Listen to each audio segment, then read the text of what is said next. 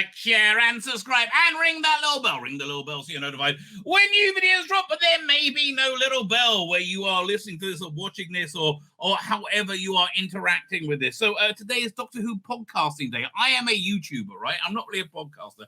Podcasting is much more thought out. Like YouTubing is much more live and off the cuff, and that's kind of how it goes. YouTubing is like that, but podcasting you edit more. I'm not editing, right? I'm not editing. I'm too lazy. Right? That's just the bottom line. I am too lazy to do that. But as I said, today's Doctor Who podcasting day, and I thought, well, I would like to be a part of that. I like group unity. I like fandom, right? Fandom unity. That's a good thing, right? I do like fandom unity. I think we should have more of that. And as you listen to this, if you haven't scared you away already, you'll notice that I'm of the opinion that fandom unity has been shockingly awful for the last number of years, right? Just absolutely shockingly awful.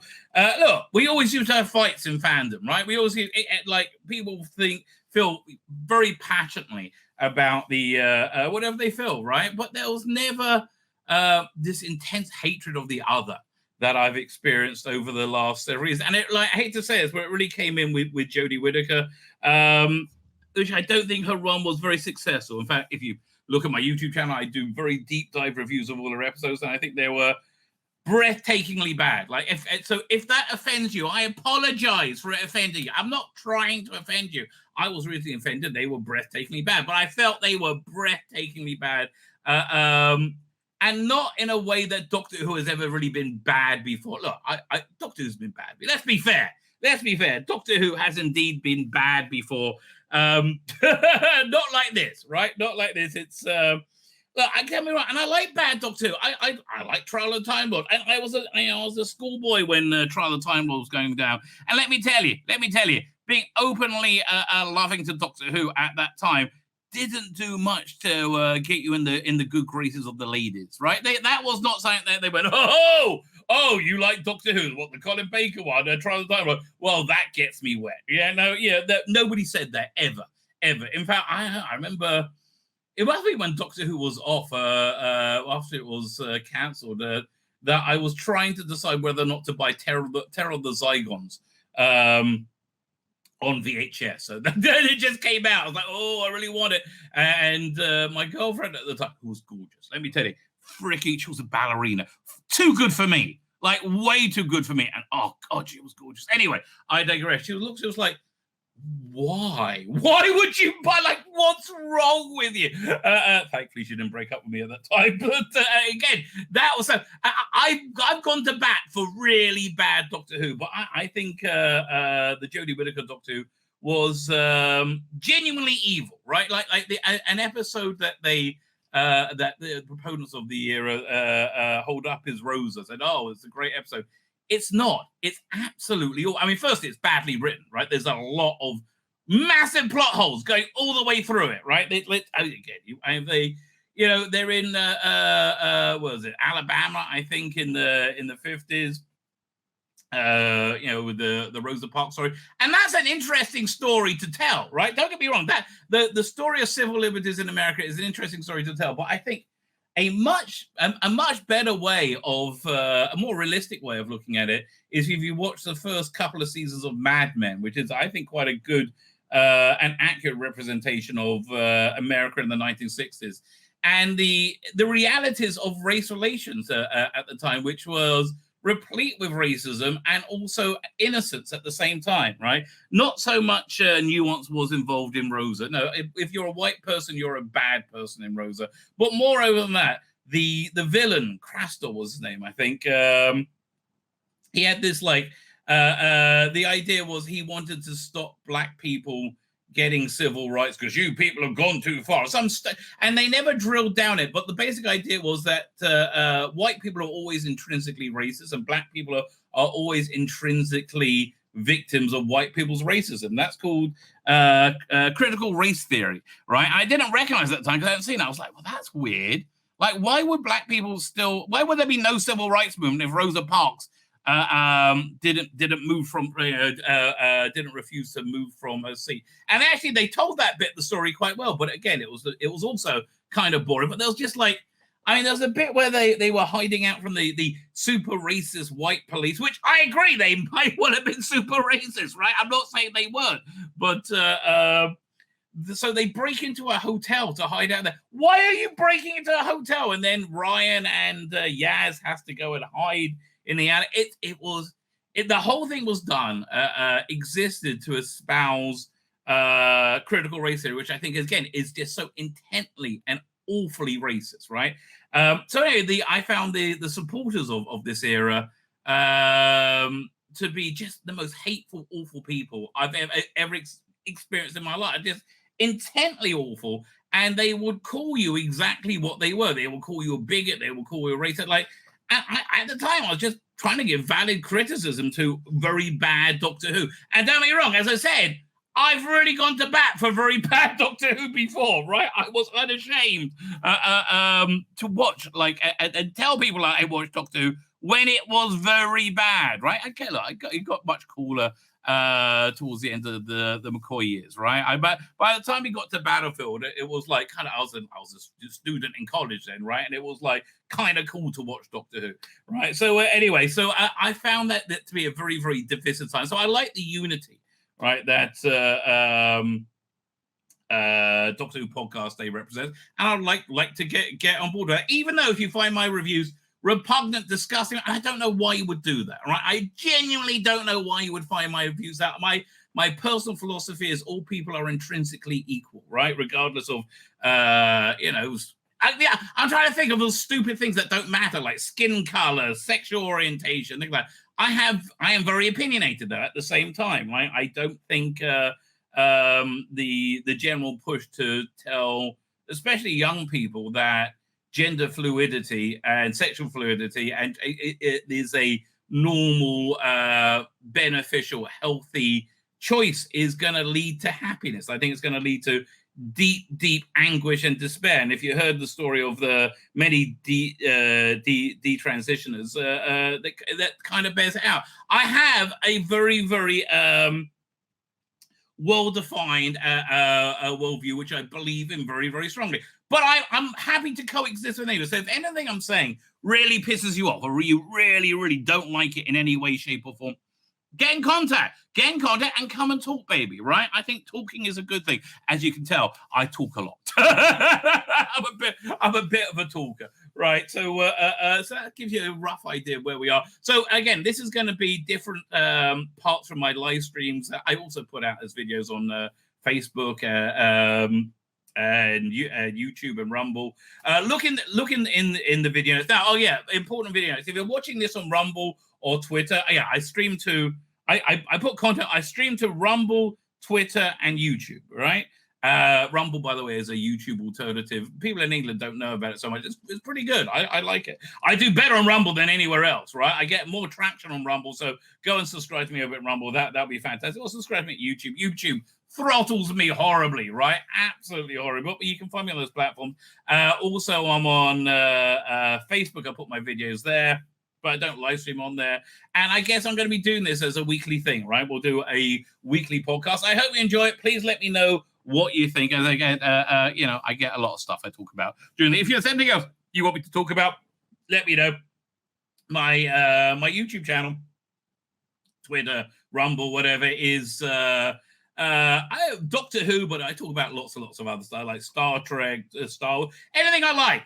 All the stuff I like. If you're watching this on audio, you can't see where I am, which is like a very it's my office where I work, which is very, very geekified, right? Which if only I could show my 12-year-old self this, he would think it was so freaking cool, right? Unbelievable. Again, wouldn't do much with the ladies. My wife comes in the office and goes, "What?" She gets mad at me because you can't see this, but above my desk, behind the camera, is I got a huge collection of Doctor Who action figures. And my wife gets mad that I don't clean them more often. I'm like, really? There's like hundreds, and I'm fine with them being gathering dust, right? Then she comes in and makes me feel guilty, and I do clean them. Anyway, I digress. So anyway, yeah, if you're watching me on Rumble or Twitter, this is going to be an hour long. Why is it going to be an hour long? Because I'm going to be streaming through something called StreamYard, which only allows me to stream for a pre-recorded video that's 60 minutes. I could get a more expensive membership subscription account, I should say. That's like $50 a month. I'm not doing that. Right? No, then that would let me do 2 hours. If you want me to do that, look in the whatever platform you're on, the video notes, the show notes, the podcast notes. Sign up my Substack. Substack also lets you put out podcasts. I guess I'll be putting that out on that. I have no idea how to put out a podcast. I'm going to be working this out after I record this, but it's essentially out. I guess on Apple Podcasts, and I'll look it up, right? I'll look it up and I'll work it out. That's kind of how I do everything. I'll look it up, I'll work it out. But yeah, so on the podcast version and the YouTube version, that's going to be a couple of hours long. I have no idea, but there's going to be a whole smorgasbord thing. At the end of it is one of my favorite things, right? Every Saturday night, I'm serializing a book on tape, an out-of-print Doctor Who book on tape. I'm holding it. Again, if you're on audio, you can't see I'm holding up now. It is Doctor Who Millennial Rise. I freaking love that book. It's written by Craig Hinton, the late lamented Craig Hinton. I didn't know he passed away. So sad. Craig Hinton. It's a real time capsule. It's set on New Year's Eve 1999 when we thought Y2K was going to destroy us all. And somebody told me in the comments at one point, said, yeah, no, that was going to happen, but like lots of tech engineers in 1999 worked a lot to stop that happening. So thank you very much for that. Anyway, it's part of the Virgin Missing Adventures line. But here's the thing. It's read by a deepfake AI Colin Baker. To me, it sounds like Colin Baker reading it. Freaking incredible. Absolutely incredible. You should check out my friend Alex Lees, Dr. Alex. He's written, it's an incredible 12th Doctor novels that kind of like nods at the Jodie Whittaker years and then kind of sidesteps them. So very, very, very cleverly. But he's done 2 novels and he's got the 3rd one coming out this year. The first one's called Season 12. The next one's called Season 13. The final one's Season 14. Anyway, they're available as a book on tape, both read by him, which I think is excellent, right? And also an AI deepfake of Peter Capaldi. Freaking awesome, right? I told him to put it out as a podcast today. So anyway, the introduction chapter will be at the end of this. Stay tuned to that because that's really good, right? That is genuinely really good. If I may say so myself. Fine. So let's look at the news of the week, and then we'll get into the clips of stuff that's going on. Fine. Doink over here. Doink is when I click a button, right? So first thing, I think the biggest news is this, that Big Chief Studios, with the Big Chief Studios, they've gone down, unfortunately. Big Chief Studios, they did like the very, very highly detailed 12-inch action figures. For me, it's something that never really appealed to me. So they just don't look. I prefer like the 5-6 inch range where they have like the plastic clothing, because that looks more real to me than when you put like genuine cloth on a action figure. It just doesn't look. It looks like a dolly. But like, look, they do so much work to make these things incredibly accurate. They've done an absolutely fantastic job. They had a bunch of licenses, Doctor Who being their main one, but sadly, COVID. And then all the fallout that happened from that. And look, we are in desperate times. It's financially anyway. We think there's going to be a massive recession hit. I thought it would have hit by now, but now they're saying summer next year. They keep saying summer next year, but it seems to me that we're going to see a lot more business closing. I'm worried about Big Finish. Right? I'm not sure Big Finish is going to be able to make it. Because, look, I'm a guy who was in Big Finish right from the beginning. I was with them before Big Finish when they were audio visuals, when it was Nick Briggs playing the Doctor. Go and find those, right? There's a good book called Justice Served, which talks all about those. But, yeah, from there, literally from Bernie Summerfield, right? Their first release, Oh No It Isn't. I got every single one, got them on cassette, and then I stopped getting them on cassette, then got them on CD. I love the early ones, right? I do love the early, but now I found the quality, again, this was during the Jodie Whittaker years, the quality just nosedived, right? Absolutely nosedived. So now I'm at the point where I mean, unless it looks like a particularly good one, I'm not buying the 4th, 5th, 6th, 7th, 8th, 9th, or the 10th, 11th, 12th Doctor Rangers, unless they look pretty good. The new Sylvester McCoy one is called The Last Day, which I have to see who the writers are, but that actually seems like quite a good idea. The problem with Big Finish is I find their box sets are generally that if their title is generic, it's normally a bad box set, in my opinion. Right? If the title is very, very generic, it's like just saying I'm not that interested in. It's like Into the Night, Traveling Hope. That's nothing. It says nothing. However, when you have things like James Robert McCrimmon, which is going to be reviewed in this podcast, when it's much more specific, and it can only be for, they're normally much tighter, much stronger ones, right? So, and the Fourth Doctor, the reason I'm out is because there's next year, I think, he's with Harry Sullivan, played by I can't remember the name of the guy, and Sonny Cross, and I got the Unit Nemesis. I'm stop with the unit stuff as well. Unit Nemesis one where they were I think they were first introduced, and the first was it the Seventh Doctor one as well. And I didn't like. I don't think they really work. So again, this is an opinion which might upset you, right? But the woman who plays Cross, on the covers, they make her look like, a normal companion, like, she's looking up at the Doctor or whatever, like they're running down corridor, whatever. But when you see the behind the scenes, she towers over, literally, whatever. She's like built like a brick shithouse. And, I don't mean that as a derogative. It's not so bad to be a big brick shithouse. But the point is this, she would never have been cast in a million bloody years as a companion because she's just physically wrong for it. And she just is. I think she was cast as a companion because she's black. And I know that I've spoken to people who work at Big Finish, and they are finding it hard to find enough black actors to fill all the roles because there is I think a enforced diversity, which to me again feels racist, right? Look, I'm not saying go back to the 1960s, but I would like to go back to 2015, right? Or 2005. Remember 2005? When Doctor Who came back and nobody had any problem with Rose dating Mickey, a black, like that didn't even occur to anyone, right? Like I don't think we were racist then.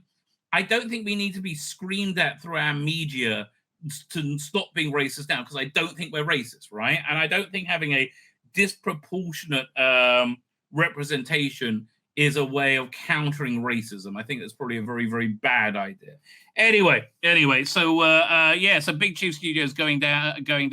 I know, I had listened to Nerderotic, who's a quite good YouTuber who I like a lot, much more successful than me, talking about like how, and also Hills, as from Hills vs. Babyface, another YouTuber, talking about like they've lost, they had about $2,000-3,000 worth of merchandise on pre-order, and I don't know if they're going to get that back, right? They don't know if they're going to get. Nobody knows if they're going to get that back. Who knows or dare dream? Anyway, so sad news there. Next thing, coming out on November 23rd, Russell T Davis's novelization of Rose is going to be released, and this is an illustrated version, much like the illustrated version of who was it? The Daleks or Unearthly Child? I can't remember. It came out a year ago. Look, I've always wanted to read Russell T Davies' Rose. I keep thinking of buying it, but this one doesn't really do it for me. I don't like the artist. Is it Robert Hack? It's not the best artwork I've seen. Right? It doesn't really do much for me. So I don't know. Okay, best of luck, Russell. What can I tell you? And also have to tell you, I was super excited for this new era of Doctor Who. But now I am much less excited because for the last 6 months, basically all the promotion we heard about it is, oh yes, and we got so many chicks with dicks. Have you seen Yasmin Finney? Oh, it's a chick with dick. Oh, we got Jinx Monsoon, a chick with a dick. Oh, chicks. Look, Jinx Monsoon, like, I don't know. I think Jinx Monsoon is probably a very, very talented and entertaining person. I think drag is that point that we have in the universe right now, but that really is the breaking point of culture. I see, like, drag isn't like what it used to be with Danny LaRue. I never had a problem with drag. What I do have a problem is with, like, drag has devolved into a like a parody of sex shows, right? Which now have to be performed for children and involve children. No, I think this is adult sexuality, right? So much so that right when Jinx Monsoon was cast, and Rusty Lee was going, "Oh, how marvelous, Jinx Monsoon! Oh, how much." At the same time, there was a podcast or something with him on it. I don't know what the right pronouns are. Oh, I can't wait for this insanity to be over, or at least the revolution to come and me be killed horribly during it, so I don't have to think about this anymore. They were talking about them like having random sex with somebody and losing a condom up their ass, right? This doesn't seem like children's TV fare for me, right? This does not seem like children's TV fare. I don't understand this intense sexualization of children. Well, I do understand it. I think it's so narcissistic adults can validate themselves in with their life choices. And again, look, and okay, this is a bit of a bizarre point of view, but I'm coming to this in my 50s. I just in the same way I think children today are being sold complete and total bullshit when they're being told that it's a healthy and positive choice to be transgender. If you're transgender, groovy, but I think trying to encourage people to be transgender, not so much, right? Again, this is just going off what detransitioners have said. I really recommend you go and research some more on it. If what I'm saying is really offending, and look, live and let live. I have no hatred for anybody in my heart, right? I just don't think children are just in the same way they don't have the ability to make informed consent to have sex. They don't have the ability to make conformed consent to go on puberty blockers or to have surgery, like young girls to have their breasts removed with double mastectomies, or boys to have their testicles removed. And listen, transgender surgery on minor boys is really disturbing. It's essentially you cut off their dick, right? And then you make this little like flappy fold that somebody can pretend to have sex with, but you have no physical sensation. So that basically means that if somebody's never had sex before, they never are, which I find very disturbing. So I'm not as enthused about it, and they just keep banging on and on about it. And the Radio Times Doctor Who homepage was all about Yasmin Finney, like 4 out of the 6 articles. Like, enough already. And okay, I don't know what rights transgender people want. I think they want, for me to believe that people with penises are women, I don't. But I'm happy for you to believe it, right? I am totally happy for you, but not so happy for you to destroy female sports, right? So, but yeah, I'm happy for you to believe it. Fine. So, Rose, that's coming out November 23rd. Also, Liberation of the Darkness is coming out as a trade paperback. So this is the Doctor Who comic strip that takes place from the last minutes of the end of Power of the Doctor, and it's the first hour of this Doctor's life. Now, my theory, by the way, about the David Tennant Doctor is that really it's Ncuti Gatwa, and he's wearing a David Tennant skin put on by whoever Neil Patrick Harris is playing. I'm probably the Celestial Toymaker, and I'm very much hoping that the Jodie Whittaker era will be kind of retconned away by having all taken place in the Toymaker's realm, right? When Jodie fell out the TARDIS in the first minute, right? TARDIS had a very good judgment there. She'd been in the Toymaker's realm the entire time, right? Which would explain all the continuity errors, which really, really bothered me, right? And the absolutely awful reinvention of the origin story of Doctor Who, which again, well, we basically saw what the origin story of Doctor Who was. Now, the origin wasn't William Hartnell, this wonderful black and white guy with a twinkle. Now it's a big black woman with a gun, which is like every other science fiction in the 2020s, like big black woman with a gun. Okay, and it just wasn't very good and wasn't very interesting. Man. And if you want to know what my thoughts on there being a black doctor, doesn't bother me at all.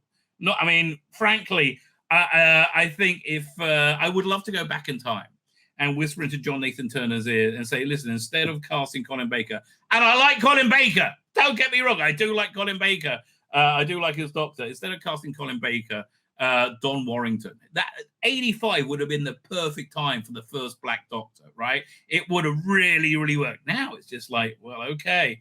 And again, Ncuti, mate. I mean, I was so psyched for his casting. so incredibly psyched. Oh, it's interesting, it's innovative, it's different, and it's everybody says there's very much this, much the Doctor and very unique. Yeah, all this sounds great, right? All this, that's the template of all great Doctors, right? Completely original, completely Doctor. You can say that about Tom Baker, about John Pertwee, about Patrick Troughton, right? All the Doctors, they're all like, I think all of them basically up to Paul McGann, and that he was essentially a pastiche on the Doctor. And I like him as well, right? I like him as well. But then I haven't seen him act anything other than gay, right? Which makes me think, God, is this new era Doctor all going to be about being gay in some way or another? I mean, I saw him do the Shakespeare at the King's Coronation, and I thought he was shit, frankly. I was like, ooh, crap. So I need to see a bit of Shooty, right? I need to see a bit of him. I'm hoping I'm going to love it. Genuinely, I'm hoping I'm going to love it, right? Anyway, so this comic strip is, I don't know. Look, the function of it is to remove any visual vestige of the Jodie Whittaker years, because love it or hate it, and if you haven't worked out, I hate it. It was very, very, very unpopular. People didn't like it. The ratings fell off a cliff, right? The ratings, by the time you got to something like Legend of the Sea Devils, it was getting, their live rating was about 1.5 million, right? I'm not talking about their overnight, their live rating. And I think that's the only one you could really compare to classic Doctor Who. So, and the only reason I found out about that is they accidentally printed that in Doctor Who magazine to say, look how much it grew in catch up. I'm like, yeah, but now you're showing the original rating. That's not very good. So anyway, this is to remove any visual vestiges of Jodie Whittaker. I'm sure they're going to remove the TARDIS interior at some point. We've already seen the new sonic screwdriver, and I was very underwhelmed by that new sonic screwdriver.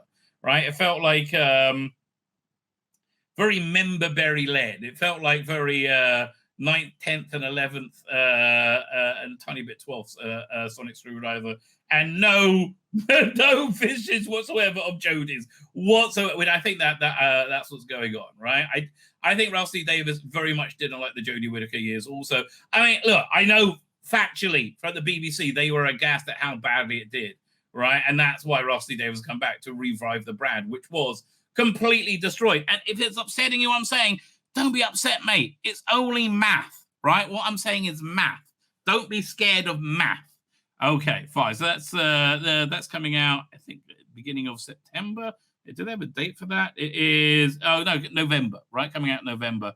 Am I going to get this? I don't know. I'm kind of like, the story's dragged on a bit. I mean, even though they only have 6 pages a month, the story I feel has really dragged on a lot. Alan Barnes is always a solid writer. It's an interesting story.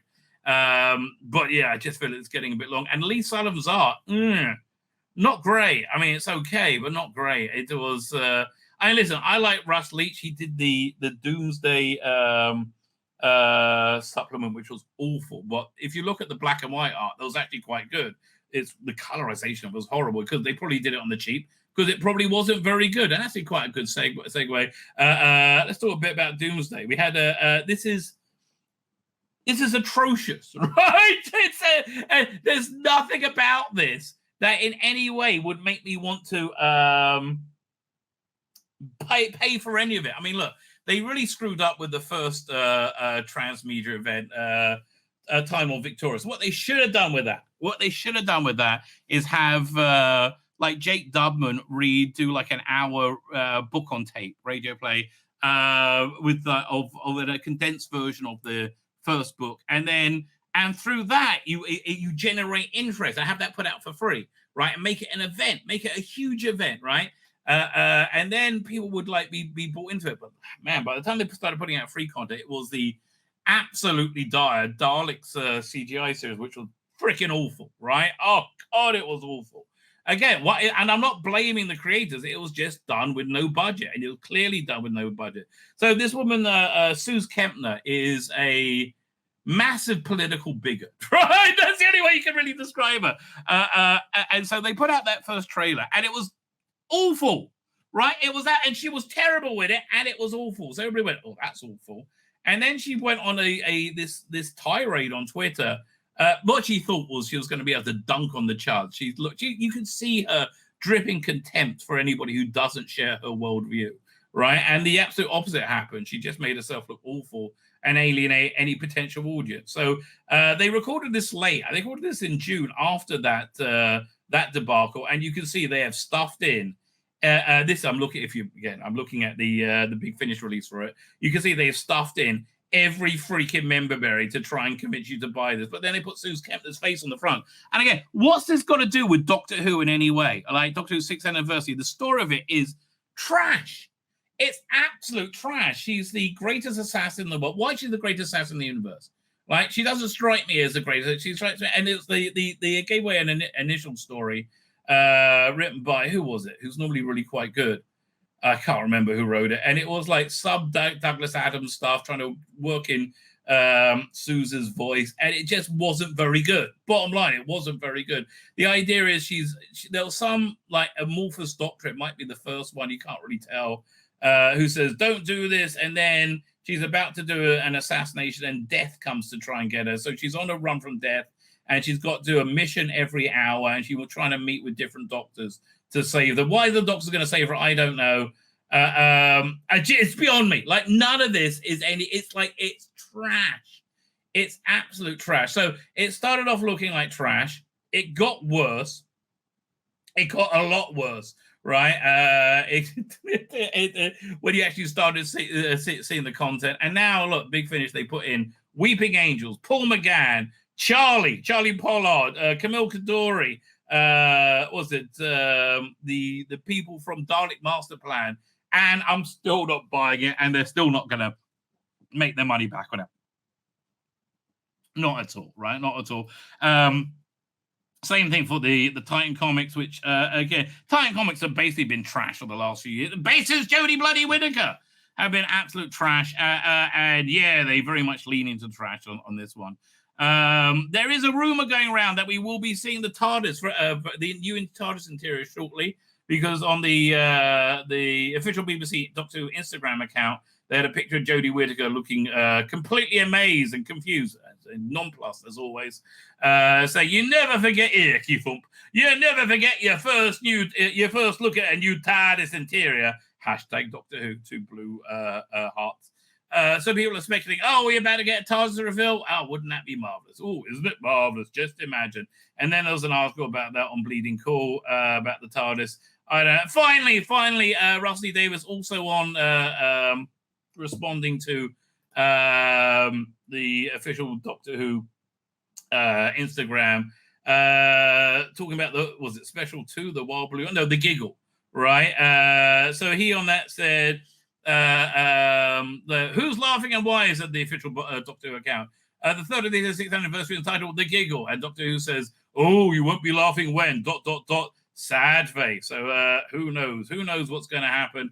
I don't know, but again, my theory is that this David Tennant Doctor 14 is actually Judy Gatwa, and he's wearing a David Tennant skin that will be ripped asunder, right? Ripped asunder to the reveal of Ncuti Gatwa, right? So, who knows? We will find out in November. Fine, that's like a news roundup. That's a rough idea of who I am. So again, you have a good idea of who I am. If what I said has pissed you off, I am sorry. That wasn't my intention. These are just my bloody opinions. If you think they're reprehensible, get in contact and tell me why. Fine. Let me hand over to the first thing now from the last week. So this was me going over a post on Twitter, which I thought was just incredibly insightful.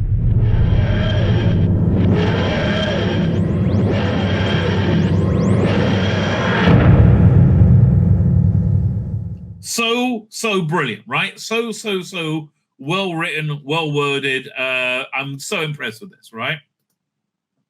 From the Twit-Twats, from at best, Paul says, imagine a universe. Yes, the Doctor has the whole universe to travel in, yet he'll sooner be on Earth, forcing the world to accept the indoctrination of an ideology cult. Do you think David Tennant knows that Yasmin Finney has a penis?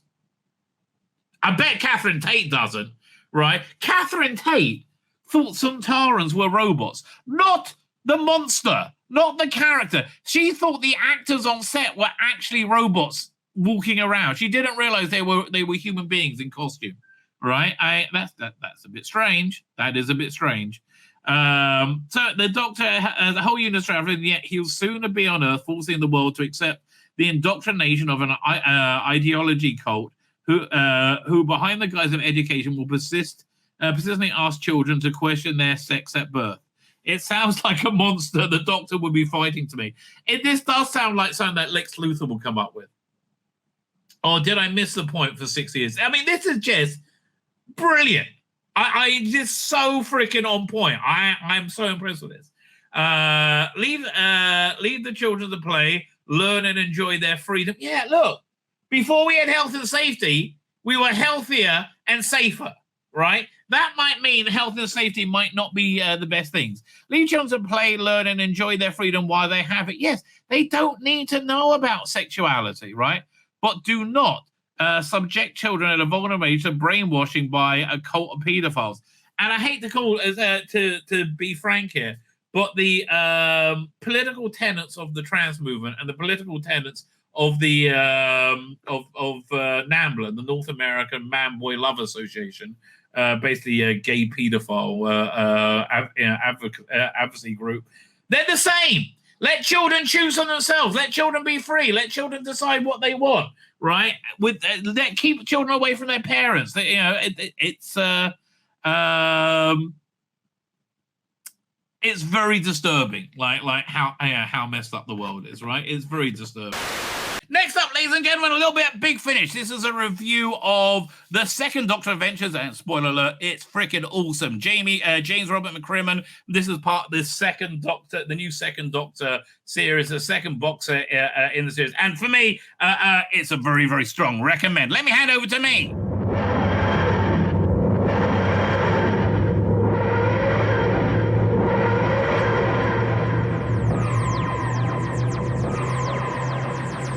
Listening to this and it's a recommend, right? It's a recommend. It's not as much as a recommend as the previous one. I think it could have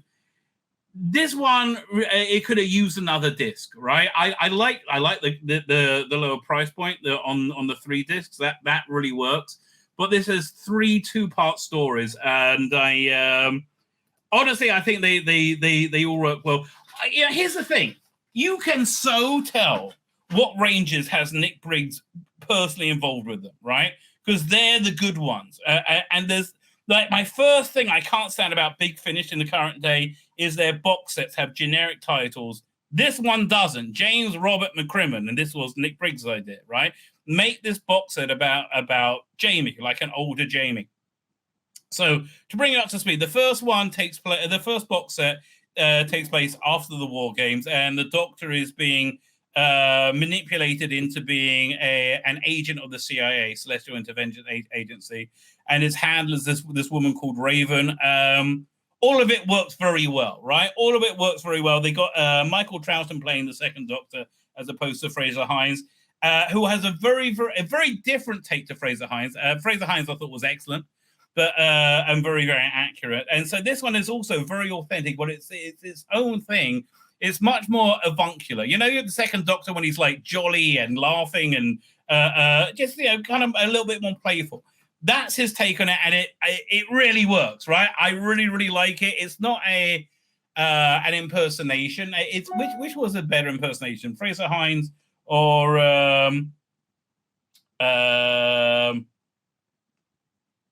what's the name, or Michael Troughton.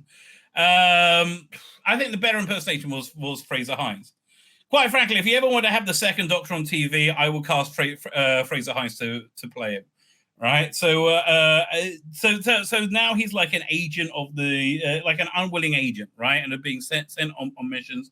And so this one, the first 2-part story is he gets sent to basically find an older Jamie. So what I liked about this story was there's been many different futures for Jamie in different media. Like you had in the comic strip, what was that one? What's it called again? Written by Grant Morrison, beautiful artwork by John Ridgway. There was a last 6 Doctors story, World Shapers, right? Where he goes to meet old Jamie. He's like this old mad person, right? So you got that going on. You also have Jamie as the laird of the manor. So there's these different clashing realities, and I do like it when they do that. Do that on Big Finish releases. Basically, Jamie is suffering from some alien infection that, like, again, put him in a different reality. I guess that circumvented the blocks that the Time Lords put on his memory, and basically the whole thing is basically to put Jamie and the Doctor back together again. So which it works very well for that. Second story, the Green Man. Let me see what was the blurb about it. Perched hundreds of miles above a forest canopy of Floritus Prime, the Grove Rehabilitation Center promises to help staggering rich galaxy cheat death. Yes. So basically, they've had a bunch of missions in between the first and second story, including the excellent third Doctor story. What's it called again? Let me try and pull that up, because that was freaking awesome. Where is it? Although the age of Jamie does change quite a lot. Hang on 1 second. Third Doctor collection. Now, whenever you go to these collections, they never work, right? It's always the wrong thing. Is it coming? There you go. Doink. Sort by recent first. It's one of the newer ones. God, it's never finished listening to that. Return of Joe Jones. Was it Collide? No, it wasn't Kaleidoscope. It was the one after. See, look, this is freaking useless, right? I'm sorry. I should be up. And why is the 9th Doctor in here? It was, I think, after Kaleidoscope was very good as well. I don't know. The Return of Joe Jones, or what's the one before this one? Annihilators. There you go. There we go. Yeah, which had so the Jamie here looks quite a bit younger than the Jamie over here, right? But this was excellent. So he has a bunch of adventures, and they say they need a holiday, so they get sent to this like luxury spa where they got to have this like terrible disease to go there that they infect the Doctor with. And they're supposed to be there to find a Time Lord, but the mission doesn't really matter. There is shenanigans going on with a Krinoid, right? And it's a good solid adventure. And like these 2-part ones do zip along. I just wish there was one more story, like a 4-part story that had a bit more depth. But and the third one, The Shroud by Bob Ayres, I think this is one of his first things he's written. See, that's another way you can tell it's written by it had Nick Briggs in it. He brings in new talent, right? And they're good, right? He brings new talent based on talent, right? So The Shroud is one of those great stories that only work on audio. Like, it's mostly in complete darkness. The Doctor arrives on a planet that's been covered with this shroud, which like sucks all the light up. Nobody can see anything, and they get rescued by this like not rebel, this like insurgent group that's trying to survive. And there are these like giant squid-like aliens that have invaded that they're fighting. They got this the way they can see is they have this like dreamscapes thing, which was invented by this blind scientist that allows them to interpret the world in their mind's eye, essentially, so they can see with that. But it's still kind of black. Like most of the story, when you're visualizing it, it's pitch black, right? Very clever. I think it's the first time since Whispers of Terror, which is freaking awesome, where it really plays into... That was like the second or third release, where it really plays into the audio nature of it. Also, it works well as one of those creepy, like the Doctor landing on a weird planet thing, base under siege. This moves the story along quite a bit as well, like the story with Raven and being controlled. Genuinely, I like this range a lot. This is really one of their strongest ranges. So for me, it's a strong recommend. It's right now 21.66. I think it's probably going to go up in reasonably soon. This one's worth it, right? This one's totally worth it. So well done, Big Finish. I think Michael Troughton and Fraser Hines's chemistry is just pitch perfect throughout the whole thing. It absolutely works beautifully. It really, really does. So yeah, kudos. Although it's like the other range that I like a lot, the first Doctor range. We only get one box set a year, right? This month is one of the lightest months ever for me in Big Finish. Like, I'm not getting Dire River Song, not the Traveling Hope. Oh, God, shut up.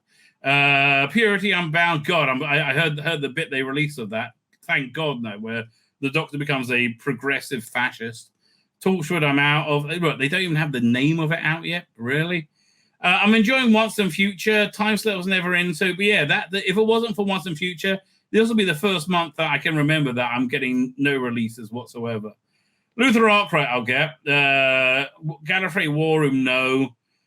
In the Night, no. Give me a fucking name that works. In the Night, shut up. And like, none of these things really appeal to me strongly enough. They're all kind of like generic stories. Tim Foley and Sarah Grachala doesn't really do it for me. Rose Tyler, Dimension Engine, no, thank you. Once and Future, I pay for the whole thing, so I'm enjoying it as for what it is, which is a frothy anniversary adventure. Doomsday. Doomsday for their profits, because they're not making any. Next up, we have an article from Screen Rant, in which Screen Rant is trash, right? It's everything they write is absolute trash, and this this fills into that perfectly. So Screen Rant, they were a big proponent of the Timeless Child and Jodie Whittaker and all that. So now Screen Rant writing an article where they beg Rusty Davies, they literally get on their hands and knees and they beg him to use the Celestial Toymaker to retcon the Timeless Child into oblivion. Finally, I'm agreeing with Screen Rant.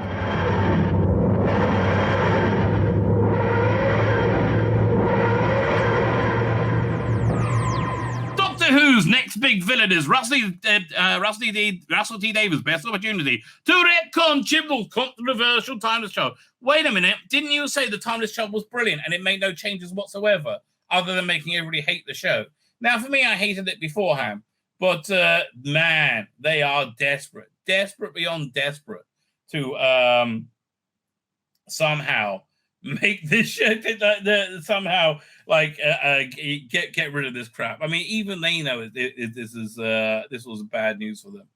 Rusty Davies' return as showrunner for the beloved sci-fi show Doctor Who coincides with a rare opportunity to completely retcon the recent overarching plot thread, the Doctor's alleged origin as the Timeless Child.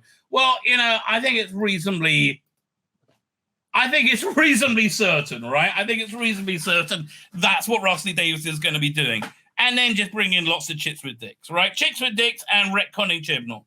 I don't know. Maybe we could have just retconned Chibnall without the chicks with dicks. Maybe.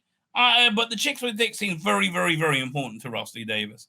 Where are we up to? The rare opportunity to completely retcon the recent overarching plot thread. The Doctor, blah, blah, blah, previous showrunner and overseer of the Jodie Whittaker era, the completely failed Jodie Whittaker era, Christian will establish the story as a way to clarify how exactly the Doctor came to be. What a fucking stupid idea. What's the name of the show? Doctor Who.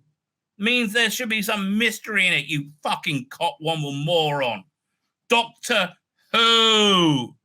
Yeah, do you hear that? Doctor Who. Oh, God.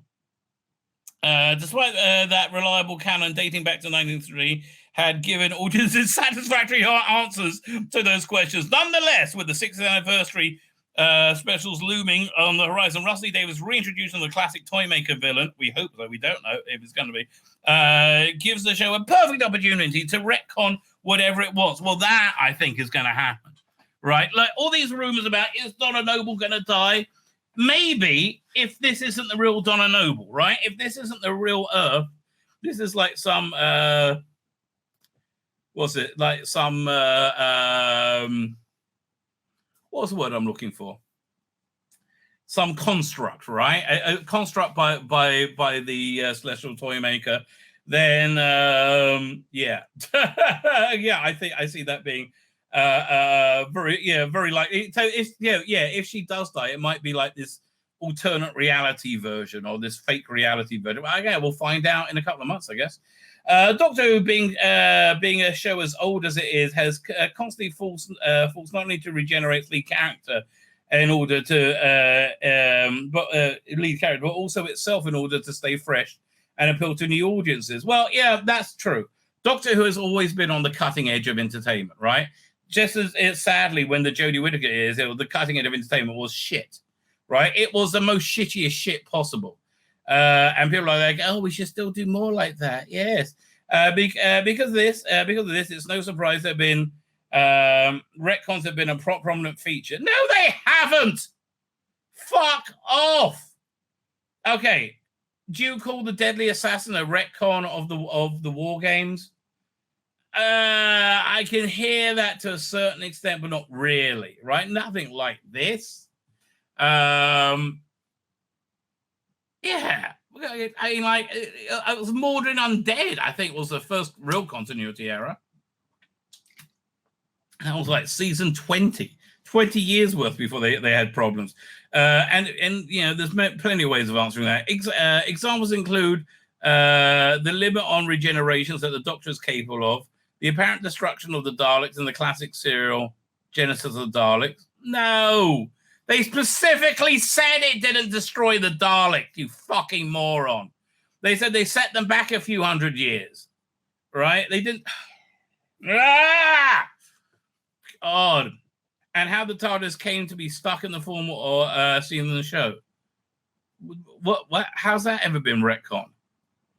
There's plenty of precedent for Russell T Davies to do something bold, but in the case of the Timeless Child, it's almost a requirement. Well, that is true. Doctor Who needs to retcon the China Child if it won't explain it. Well, it won't explain it. Yeah, and I don't think quietly forgetting it is going to do the trick either. The 12th season of Doctor Who aired in 2020 and it introduced the Timeless Child storyline, which followed on from Russell T Davies' complete revamp of wider Who canon when it was revived in 2005. It didn't revamp it at all. It updated it. It added in a time war. The plot line aimed to explore the Doctor's mysterious origin and sapped away the mystery. And what do they sap away that beautiful mystery for? A black woman, an angry black woman with a big gun, right? So 2020. Leave us alone with this bullshit. Which, other than stealing the TARDIS and leaving Gallifrey in a typically flamboyant and controversial fashion, has been largely shrouded in ambiguity since the beginning of the show in 1963. Yes, Doctor Who. Remember, Doctor Who. What was revealed was the Doctor is actually an unknown being from another dimension. Blech! Crap. The Timeless Child, like, okay, so now I'm going to reveal the mystery and replace it with another stupid mystery. The Timeless Child has lived countless lives across multiple timelines, although its ability through its ability to regenerate or whatever. In other words, the Doctor was never Gallifreyan, but in fact a creature discovered by the ancient Gallifreyans who used the Timeless Child as a template for all members of their new Time Lord Society, which include the ability to regenerate. That's not really what happened, but whatever. This revelation was controversial for fans, many of whom were disappointed with the diminishment of the Doctor's mystique and mystery. And also, it was shit. Let's not like, you know, sugarcoat it. It was shit. It took away the long-held belief that the Doctor was only special because of the decisions that made, specifically leaving Gallifrey. Before this plot line, the Doctor was a normal Time Lord who made a bold decision to travel the universe. Russell T Davies needs to reclaim this. Yeah, look, you know, it's a thing. It's greatness is not something that's built in. It's something that you have to make yourself great, right? That was actually one of the great, wonderful ideas of Doctor Who, right? Russell T Davies needs to reclaim this with the and with it the magic of the character. Yeah, again, but you know, it's very much about chicks with dicks as well. The toy maker is the perfect opportunity to retcon the Timeless Child Neil Patrick Harris's new role in as a toy maker, arriving on screens for the 6th anniversary this November, offers offers a Doctor Who canon a chance to move on and entirely retcon okay, this was like verboten to say a year ago, wasn't it? The problematic timeless child. Russell Davies has a good track record of developing an almost infinitely powerful villains who were capable of unimaginable evils. Doctor Who in general is proficient when it comes to this. Yeah, it was, but apart from when he got to Chris Chibnall, right? Those like like every time he had a superpowered alien, they were always shit. Like the Battle of Rankos Avrokulov, whatever it was awful. Coupled with the acting ability of Neil Patrick Harris, the show has an excellent opportunity to write reasoning for the timeless child plotline being a trick carried out by the toy maker, designed to play with the Doctor or perhaps fit into a wider scheme. Yeah, listen, I think that's probably the way he's going to go. I think, the Doctor's been in the toy maker's realm for quite some time, probably since he fell out the TARDIS right after regenerating. Naturally, a retcon so extreme as this will come with its fair share of controversy and backlash. It'll be a backlash on Twitter or X, whatever you want to call it, right? But it won't, not amongst normal people.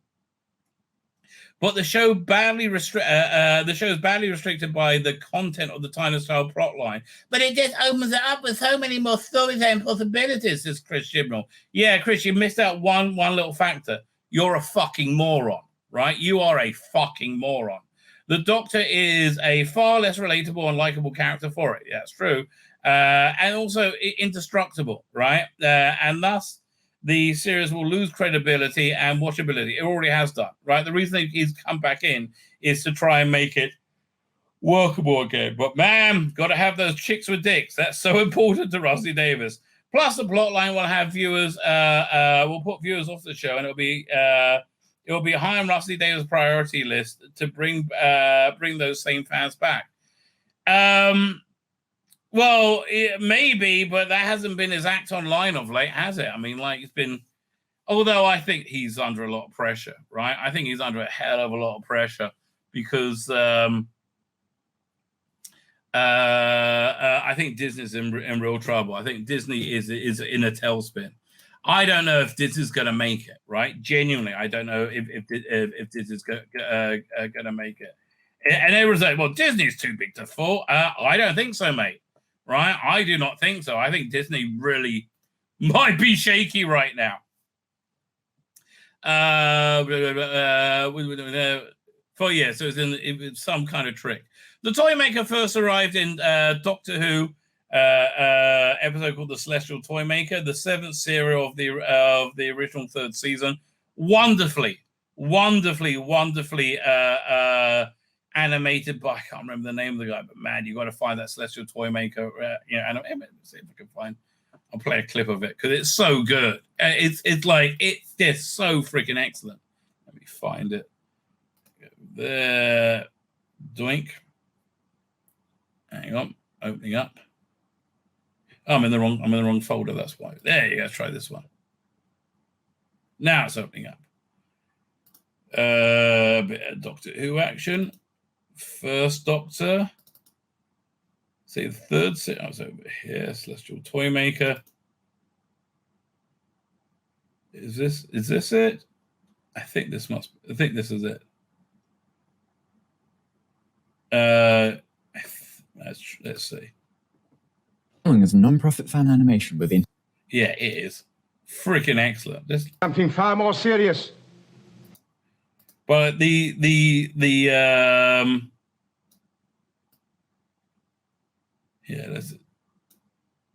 incredible sequence.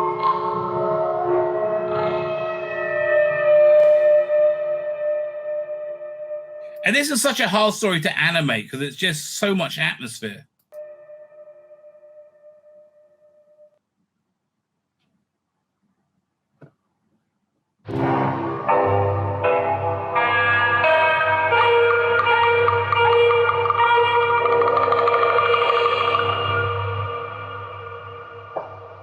Yeah, because most of the story is like silent. Good. Well, I believe This place is a hit. Look, I mean, the way they move is just fantastic. We want why he hasn't been employed to do like the rest of the other 3 episodes, the other 2 episodes, I should say, is a mystery to me. Fine, so yeah, blah blah blah. Special toy maker. The toy maker was described as extremely powerful, with his eternal life being being driven by a perpetual desire to create destructive toys. Thousands of years old at the time of their first encounter, the toy maker was still seen as old by the Doctor, and the Relative Dimensions comic that as recently implied. What's the Relative Dimensions comic? I don't remember. Is that a Jodie one? Relative Dimensions? Hang on. Doctor Who Relative Dimensions. Relative Dimensions was the 7th story in the full series of the 8th Doctor. No, comic.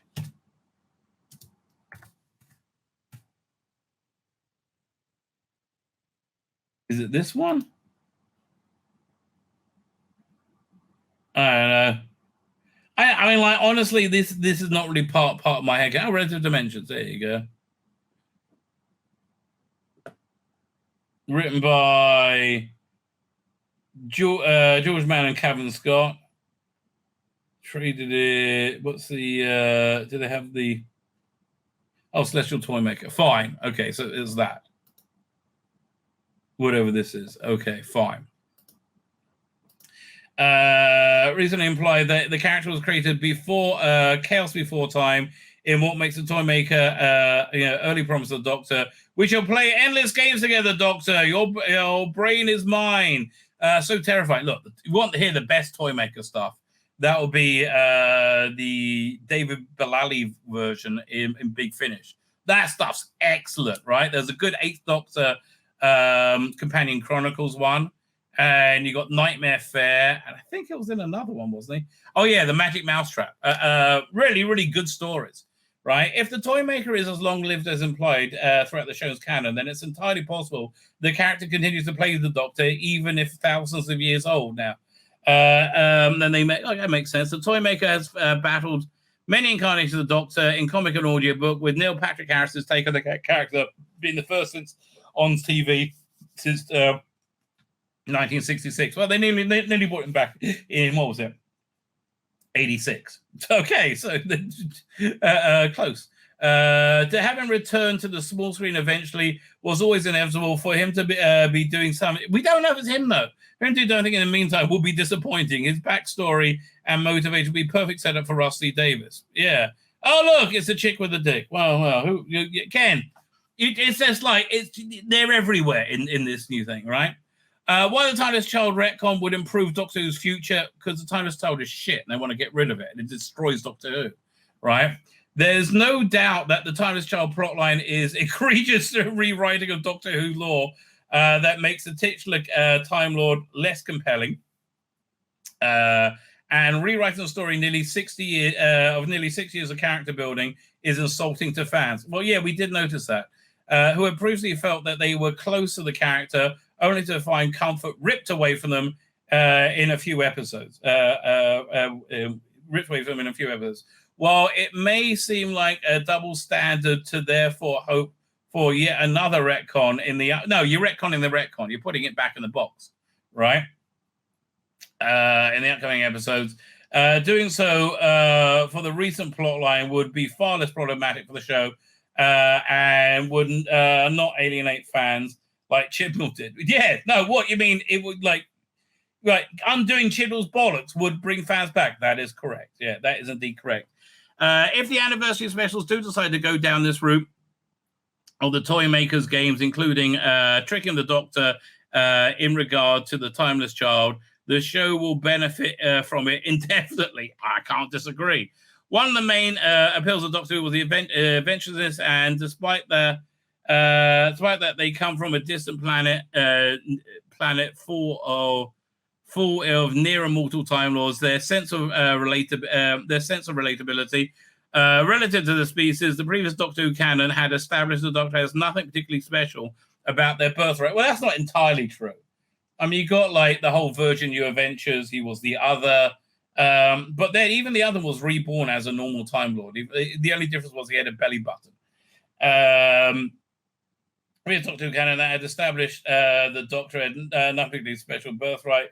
What set them apart was the decision to travel the universe away from the people, and that's why the China Child's time plot line needs to be retconned to restore the love of the audience has had for Doctor Who. I do agree with you, right? I do agree with you quite viscerally. Yes, absolutely, I do. Yes, indeed, ladies and gentlemen. Yes, indeed. And next little selection from my smorgasbord of delight is me pontificating about the latest Colin Baker release from Big Finish, in which, for my money, Colin Baker goes full totalitarian fascist.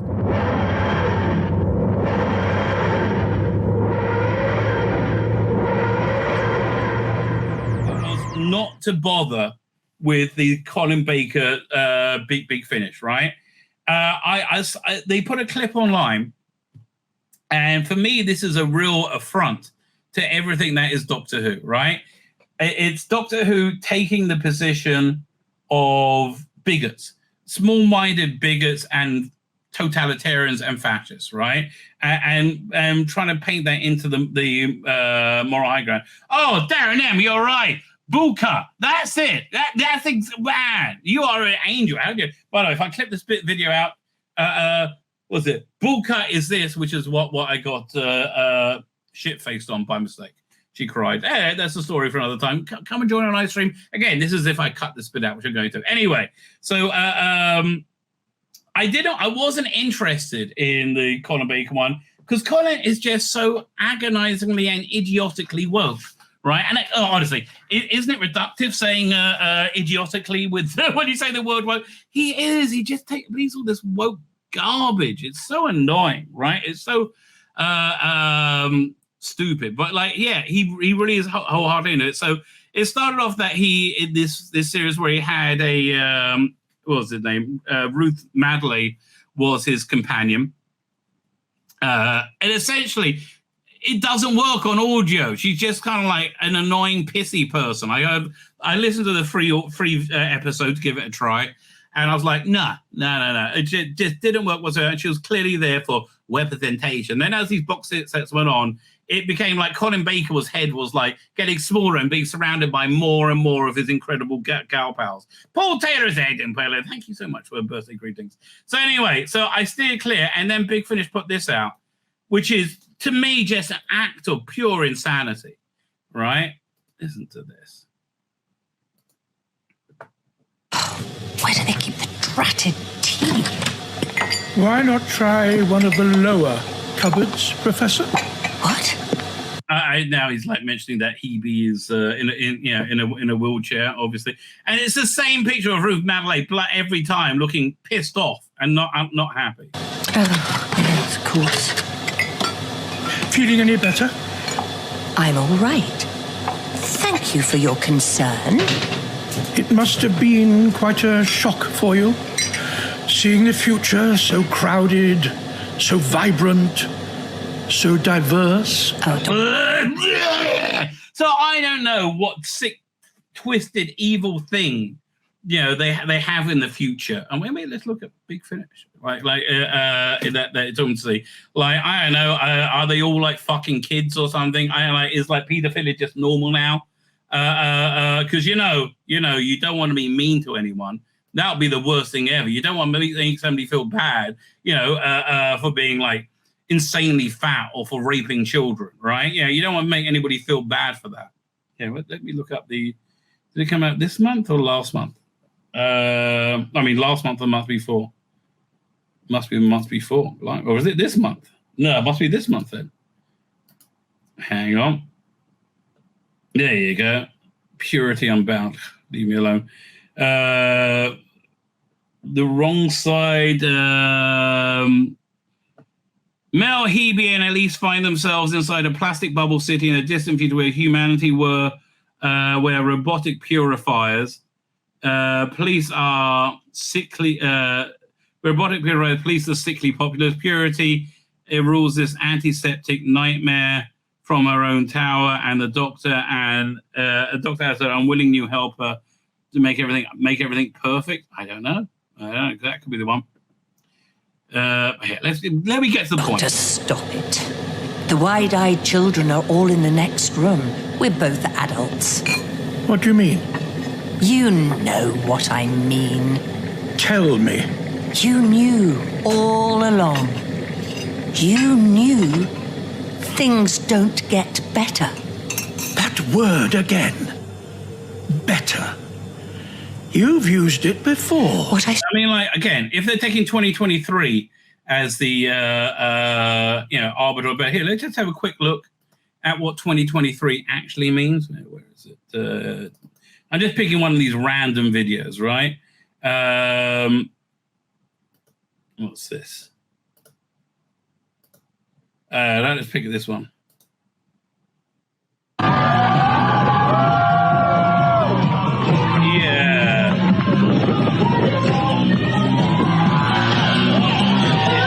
This is public indecency. This shouldn't be available for children. Like, this is not okay.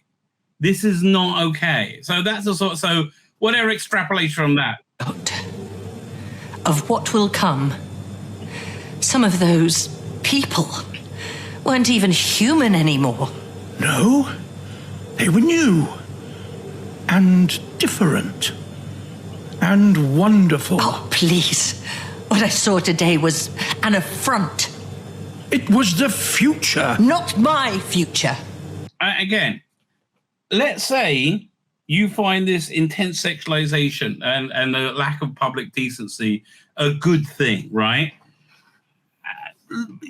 There are people like me who think it's a bad thing. Genuinely, I don't think this is going to lead to happiness for anyone, right? I don't think... I don't think teaching children that gender fluidity is normal and a pathway to fulfillment and happiness in life is going to help anyone, right? I think it's going to make them have much worse lives, right? And I don't think that's a hateful point of view. Colin Baker does.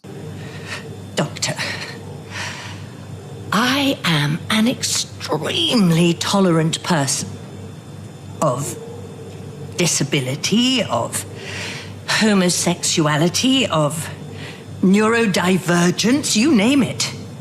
I have no idea what neurodivergence means. But these things are they're failings. They are wrong. But we tolerate them because we can't change them. You know, it's see right now they've now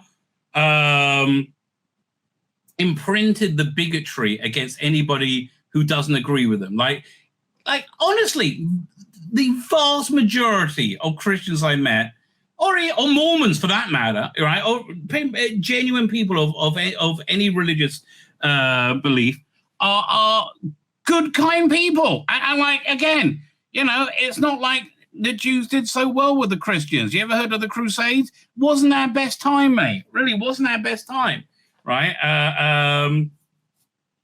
So yeah, it goes on for a minute.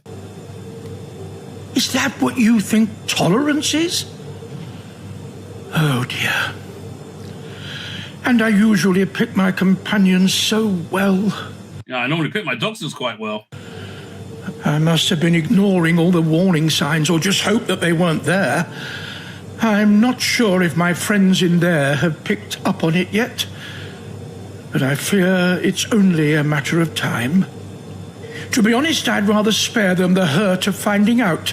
Finding out that somebody thinks differently from you? No! Ah! So I suggest you leave before you give yourself away. What are you talking about? Your reaction to seeing the future is the affront, Professor McBride. And suddenly all those questions and all that probing makes sense. You have a deep-seated hatred of the other, don't you? No.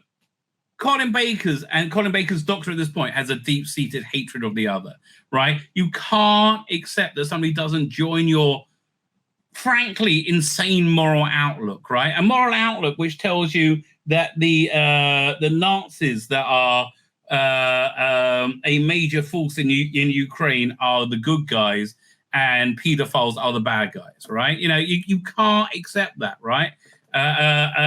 Because you're a freaking bigot. Anybody who has traditional Judeo-Christian values, you want to say is evil, which you're saying right now. Sure, I've seen that hatred manifest as petty cruelty at least 3 times since our return.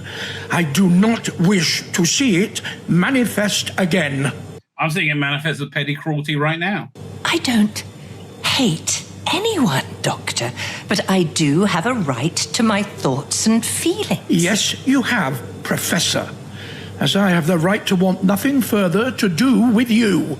Yeah, exactly, right? Like, what has she done that's evil, right? And this is why they can't have a dialogue. You know why they can't have any form of dialogue? Because if you drill down 1 inch, just 1 freaking inch, it all falls apart.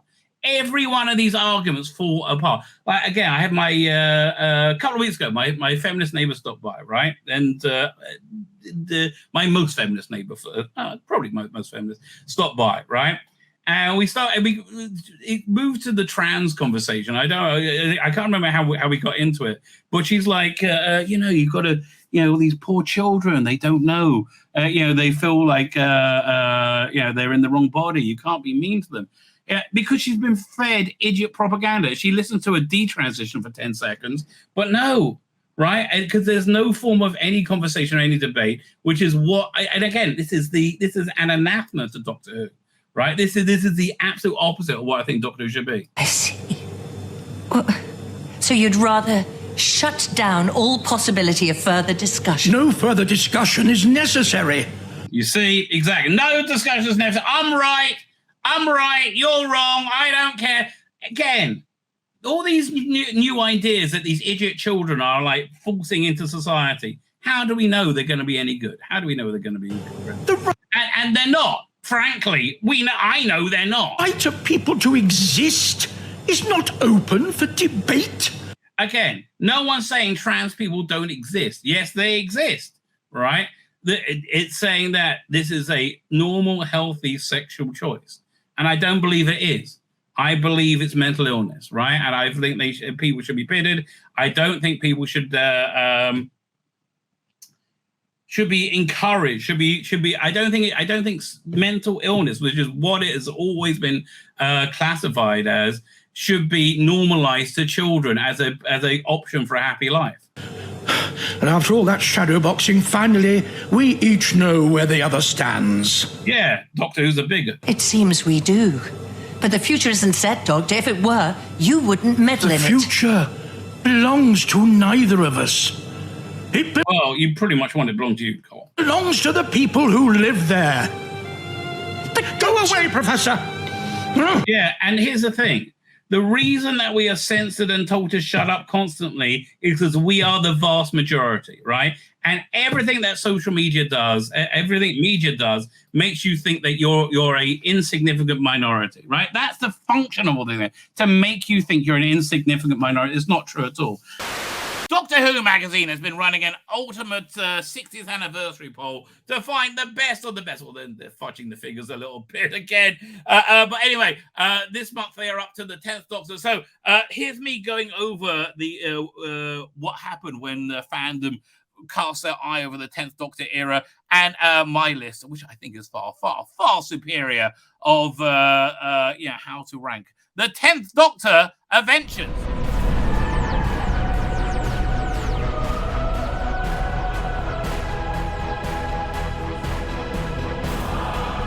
Everything to play for, right? This is something that I think most people can relate to. Don't turn your back. Don't look away. Tom Spilbury has the results of the 10th Doctor story poll. Wow. So look at, let's go. Let me make this a little bit.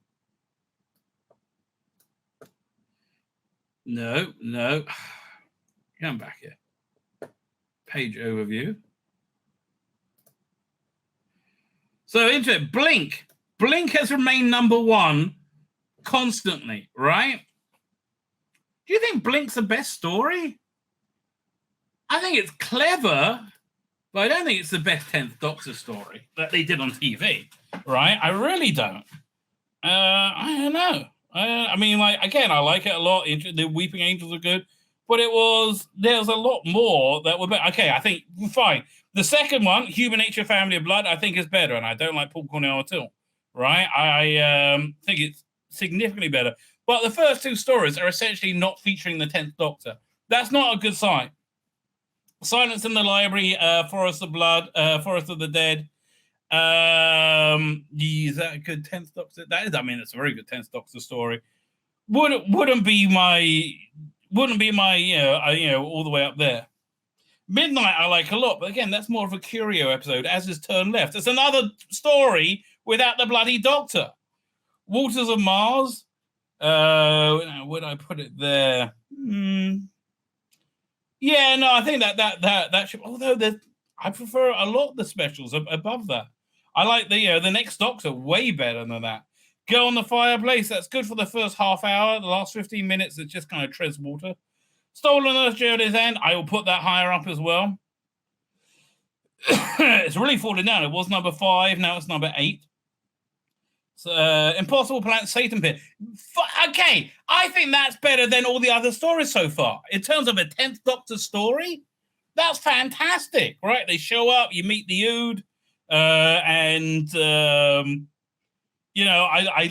love. It's the base Under Siege. It was the 10th Doctor doing a great base Under Siege, fantastic alien-esque, ending where they're going through the ducts. I love that story, right? I love the woman.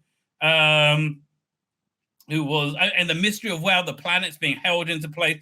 That is, I would put, yes, I'm putting that above all the others so far.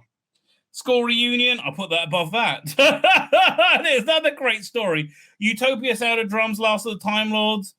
I would, that's below Satan Pit for me, right? But it's not bad. Army of Ghosts, Doomsday, yeah, about right, number 12.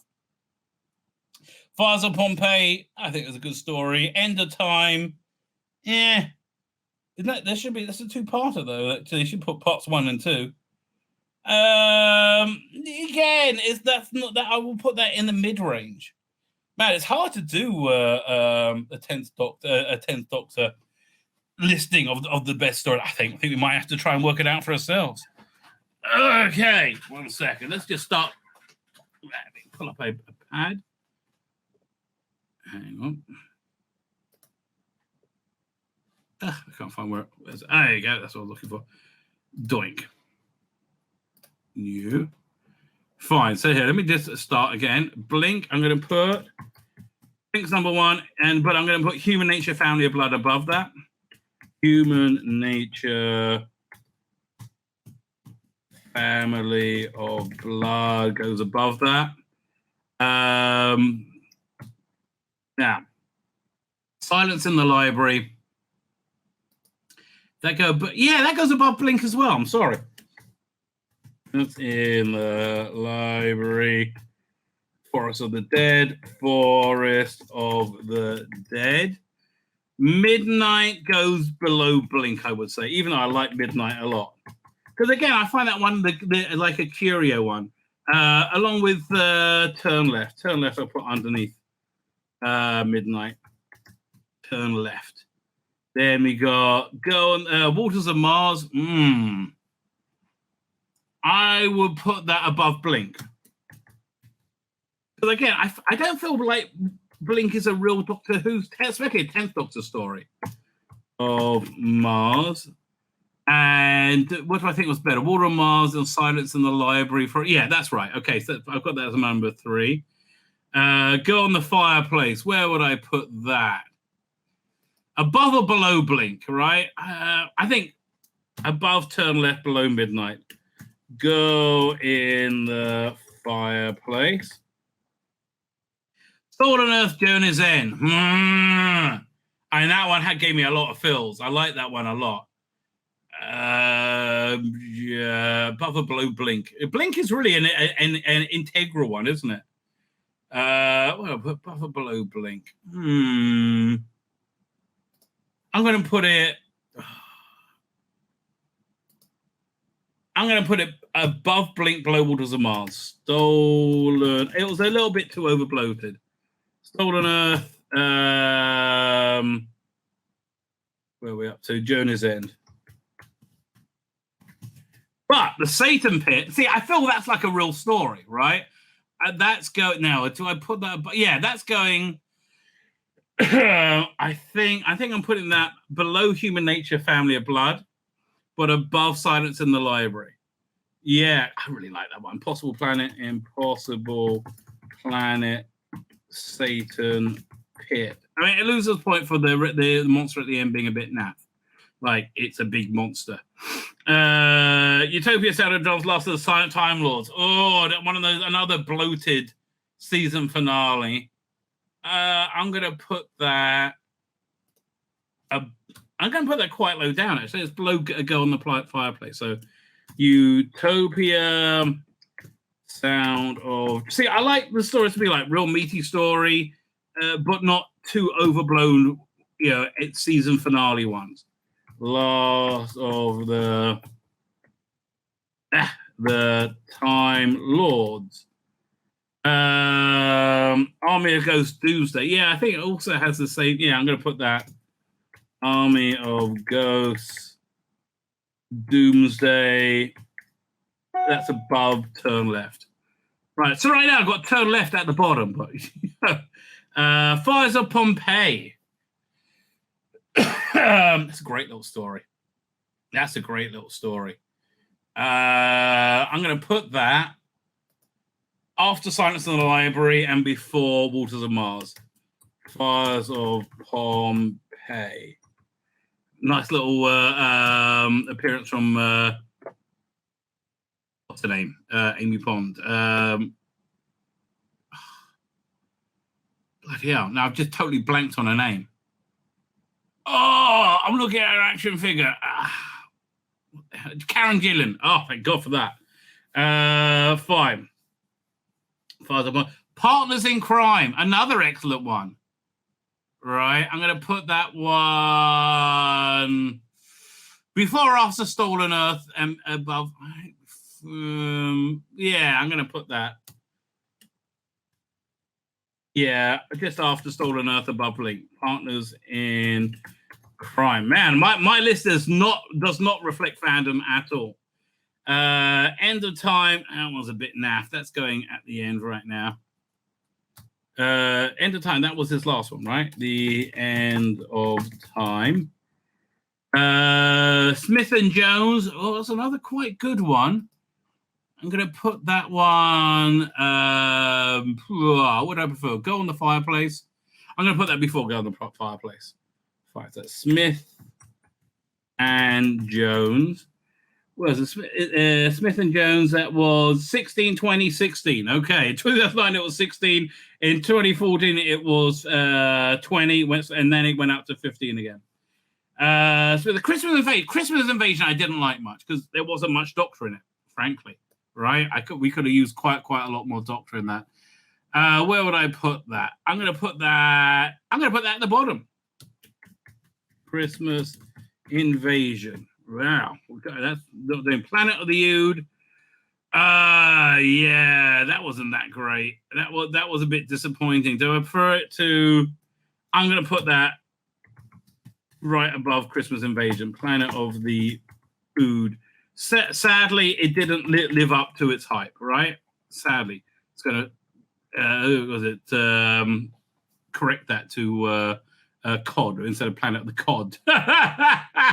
Gridlock. Okay, I freaking love Gridlock. It's probably one of my favorite stories.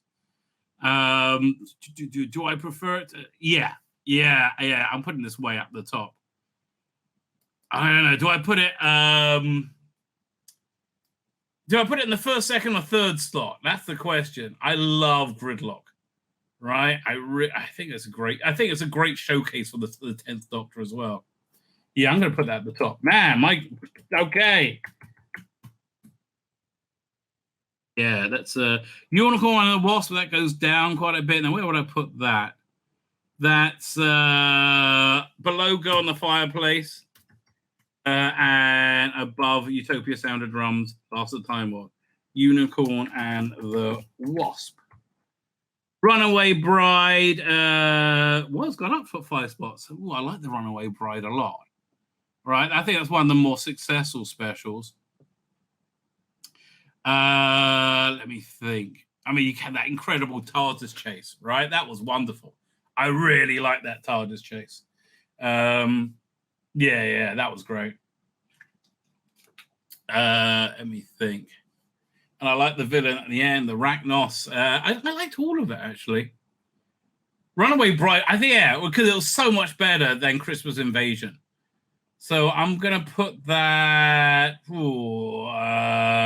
After Fires of Pompeii. Runaway Bride. Before Waters of Mars. Rise of Cyberman, Age of Steel. Yeah, that goes down the bottom. Before or after Christmas Invasion? I think after. Just a bit disappointing. Rise or... I mean, you can tell the bits that Rusty Davis wrote, right? And the bits that Tom McRae wrote, which were markedly less good. Age of Steel. I like the Zeppelins, though. Voyage of the Damned. I like, man, that's way down there. I'm surprised. So Voyage of the Damned, I'll put that's another great special. Where would I put that? That goes, I think, around after Waters of Mars or after Stolen Earth. I think after Waters of Mars.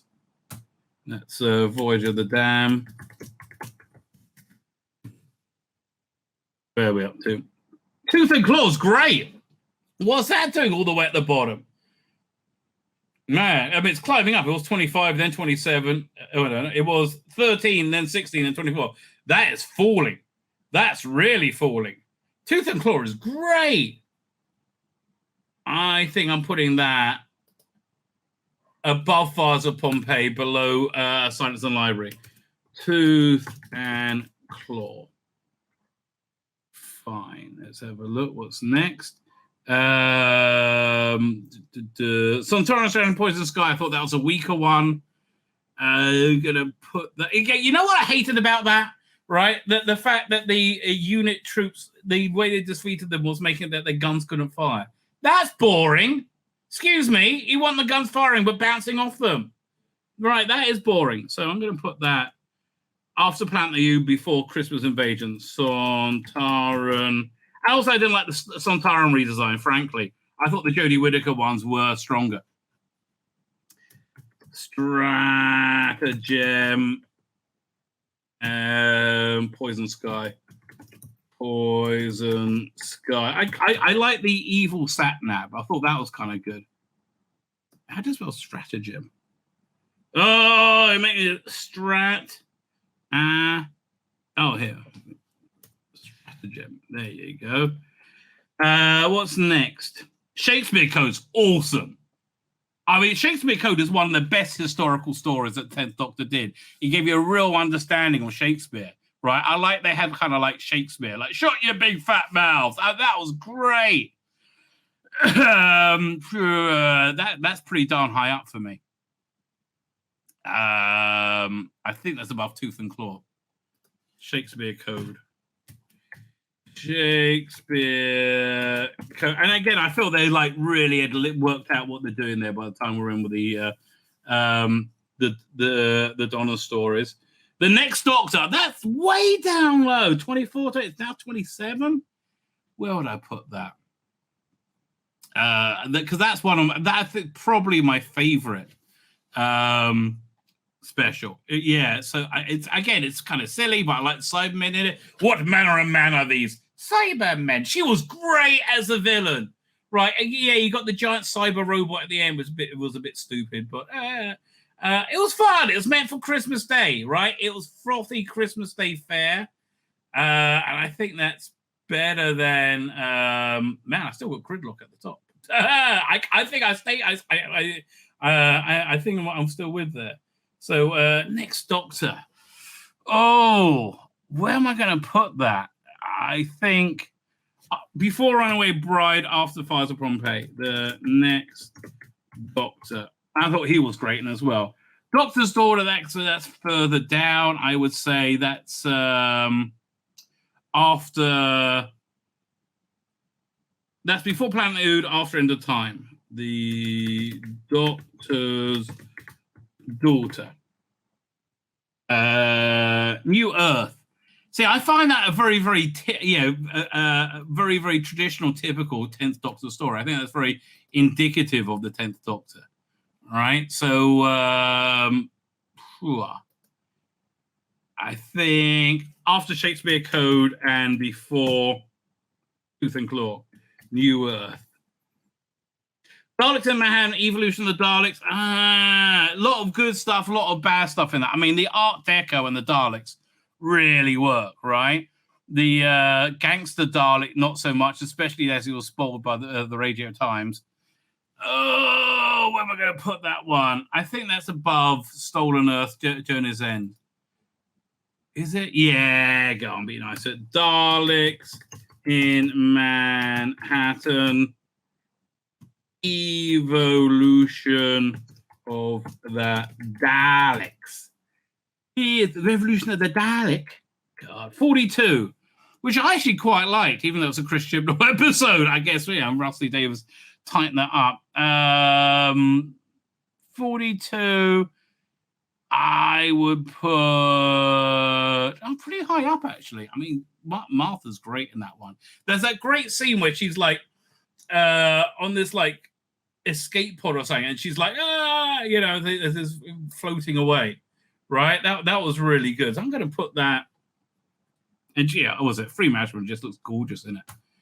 So I'm putting that, after Tooth and Claw. Planet of the Dead, that's probably one of the weakest of the specials. I'll put that around. I mean, did you like Lee Evans or not as a unit? I kind of did like him. Again, it was more of a, it was a normie, frothy, big entertainment. Planet of the Dead. So I'm putting that after Daleks in Manhattan. Planet of the Dead. Idiot's Lantern. Man, that is so low down, and that's a great little story. I don't know why that's so low down. That's crazy. I'm putting it way higher up. I will put that after Tooth and Claw, before 42. The Idiot's Lantern. Where are we up to? Love and Monsters, languishing at the bottom, as it always has been, right? I've always liked that story, right? Love and Monsters, where would I put that? Because again, it's a Dr. Light story, but I really enjoy it, right? I really enjoy that story. Maybe somewhere in the middle. I think above Daleks in Manhattan, below Voyage of the Damned. Love and Monsters. Yeah, I don't. Again, it's like the musical episode of Star Trek. When you have a functional season, you can do fun little stories like that, and even still people hate it. Lazarus Experiment, I'm putting at the bottom. Yeah, Berryman at the bottom, and Fear Her underneath there. Fine. So we disagree about the bottom. I'll say here. This is my list. Share screen. So yeah, but number one, Gridlock. Yeah, unashamedly, I love Gridlock. Right? I think that yes. Human Nature, Family of Blood, Impossible Planet, Satan Pit, Silence and Library, Forest of the Dead, Shakespeare Code, New Earth, Tooth and Claw, Idiot's Land in 42, Fires Upon. Yeah, this is all right. I agree with all of this. Right. Voyager Down, Love and Monsters, Dalek. Yeah, Dalek and Manhattan. That should be about the middle of the list. That's right. Planet of Dead, Stolen Earth, Partners in Crime, Blink's languishing down there now. But again, I think that's the right spot for it. Right? It was a Dr. Light episode. Very clever one, right? Very clever. But that's Battery said 42 was a complete Rusty Davis rewrite. Probably. P.D. Rich is here, and his foot hurts. I'm very sorry to hear that, P.D. Rich. I hope your foot feels better momentarily, right? Momentarily. Where was it? Blink, Midnight. Love Midnight. Right. But again, I think all those other stories were better. Midnight's just excellent. Smith and Jones, Girl in the Fireplace, Unicorn and the Wasp, Utopia, Sound of Drums, Last of the Time Lords, Army of Ghosts, Doomsday, Turn Left, End of Time, Doctor's Daughter, Planet the Youth, Sontaran Strategy, Poison Sky, Christmas Invasion, Age of Steel, and Lazarus Smith. Yeah, okay. I think I would stand by that, right? I think I would stand by that. Fine. Let's have a look at the commentary about it. We got 2 pages of commentary. There we go. Yeah, that's everything what they got to say. Yeah, they got they improved the Santa robots in the second on the Runaway Bride. Although I kind of preferred one the first one. The 10th Doctor and the 11th Doctor are under the spotlight this issue as the 60th anniversary poll continues. To recap, over the past few months we've been asking you to give a mark out of 10 for all 300 Doctor Who stories, and then we just arranging it so Jodie Whittaker won't be horribly embarrassed. She'll find a way, don't worry. Of all 300 Doctor Who TV Adventures, so we can discover your favourite stories in the show's entire history. Each Doctor's top 3 will be put forward to the final stage of voting again. So, Jodie Whittaker will have a look in. Frankly, I mean, Colin Baker will be lucky to get a look in the without that as well. What's that, sir? Have you missed out school reunion? Oh, did I? 1 second. I did. I missed that school reunion. Wait. Hold the front. Hold the front page. So where school reunion should be well up there. How did I miss that school reunion? Fine. It's above these, above the New Earth. Is above New Earth. Shakespeare Code. It's about. It's around here, right? I think after Shakespeare Code, school reunion, which it was freaking awesome. I mean, that was perfect. Have you got any booze or stop at hurting? Yes, I do. You can just smell some. I'll do the trick.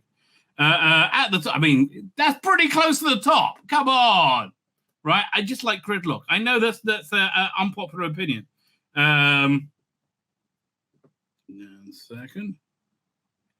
Okay, let's go back to wrong thing. I'm still in shock. That bloke was the nutball bloke, Steve. Oh my god.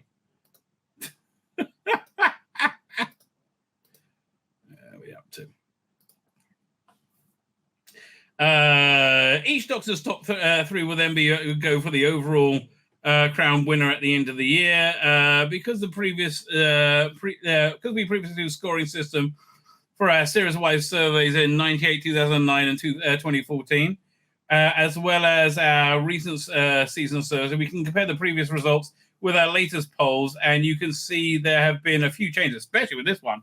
At the moment, the 10th Doctor chart, we find 2007 Blink, famously introduced in The Weeping Angels, has been held as the 10th Doctor best episode ever. Not even close. Not even close for me. Really, genuinely, not even close. It's held the 10th best ever, which is ironic, perhaps, given the episode in which David Tennant only appears fleetingly. I think that's why people liked it, right?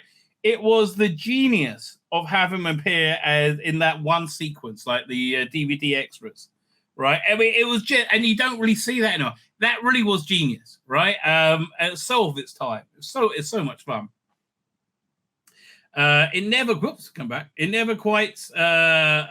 topped the charts overall, just losing out to The Case of Androzani in 2009 and The Day of the Doctor in 2014. I agree with both that, right? Could 2023 be the year Blink finally takes the crown? No. The rest of the top 3 is made of the 2-parters, Human Nature, Family of Blood. Good choice, right? Good choice. And Silence of the Library, Forest of the Dead. Okay choice.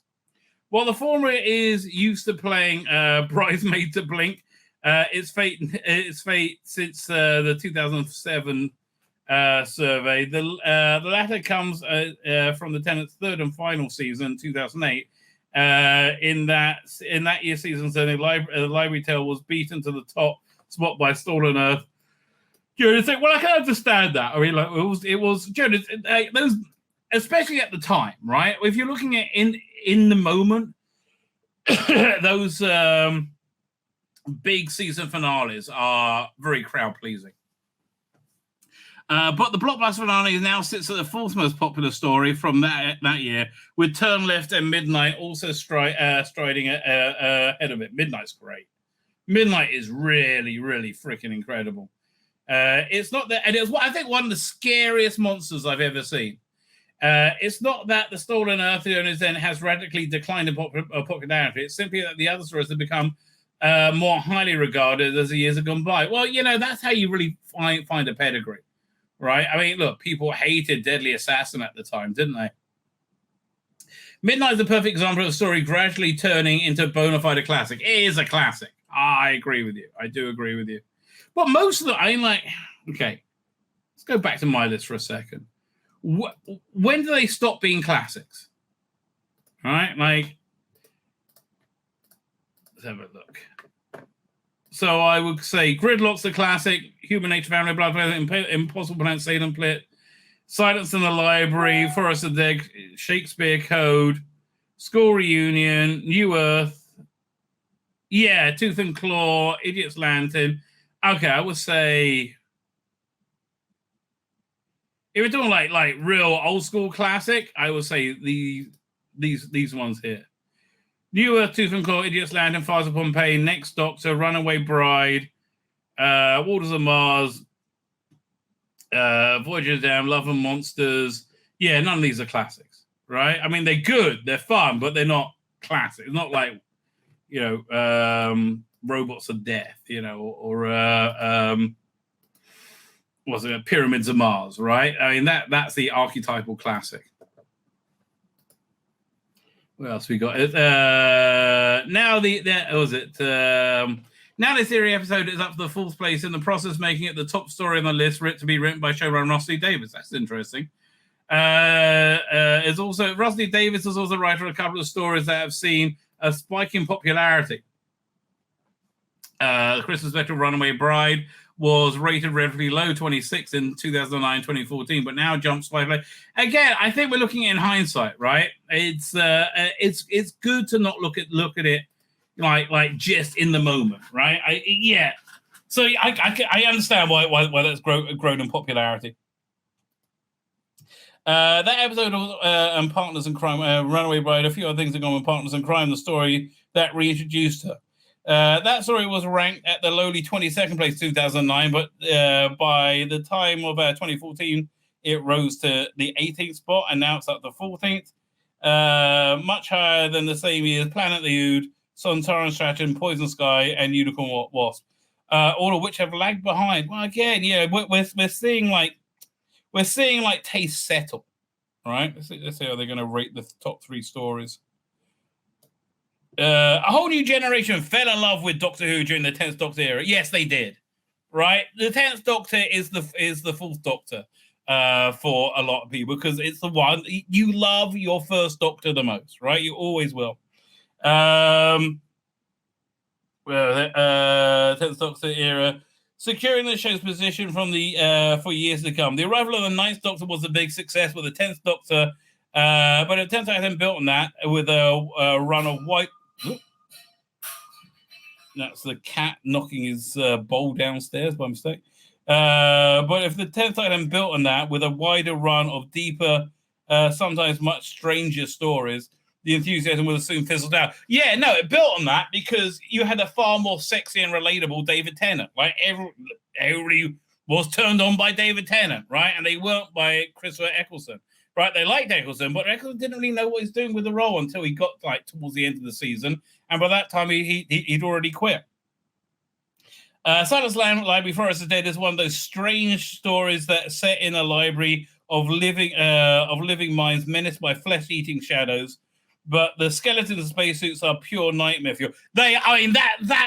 Moffat is just great at coming up with scary baddies, right? The Weeping Angels and the Vash and the Rada. I mean, just the skeleton in the spacesuit is great, right? It really is good. There's somebody like who went on to be insanely famous. Is that Tallulah Riley? Not insanely famous, insanely hot. wait, let's have a look for a sec. Hang on. It's Silence in the Library. In the library, Forest of the Dead cast. Miss Evangelista.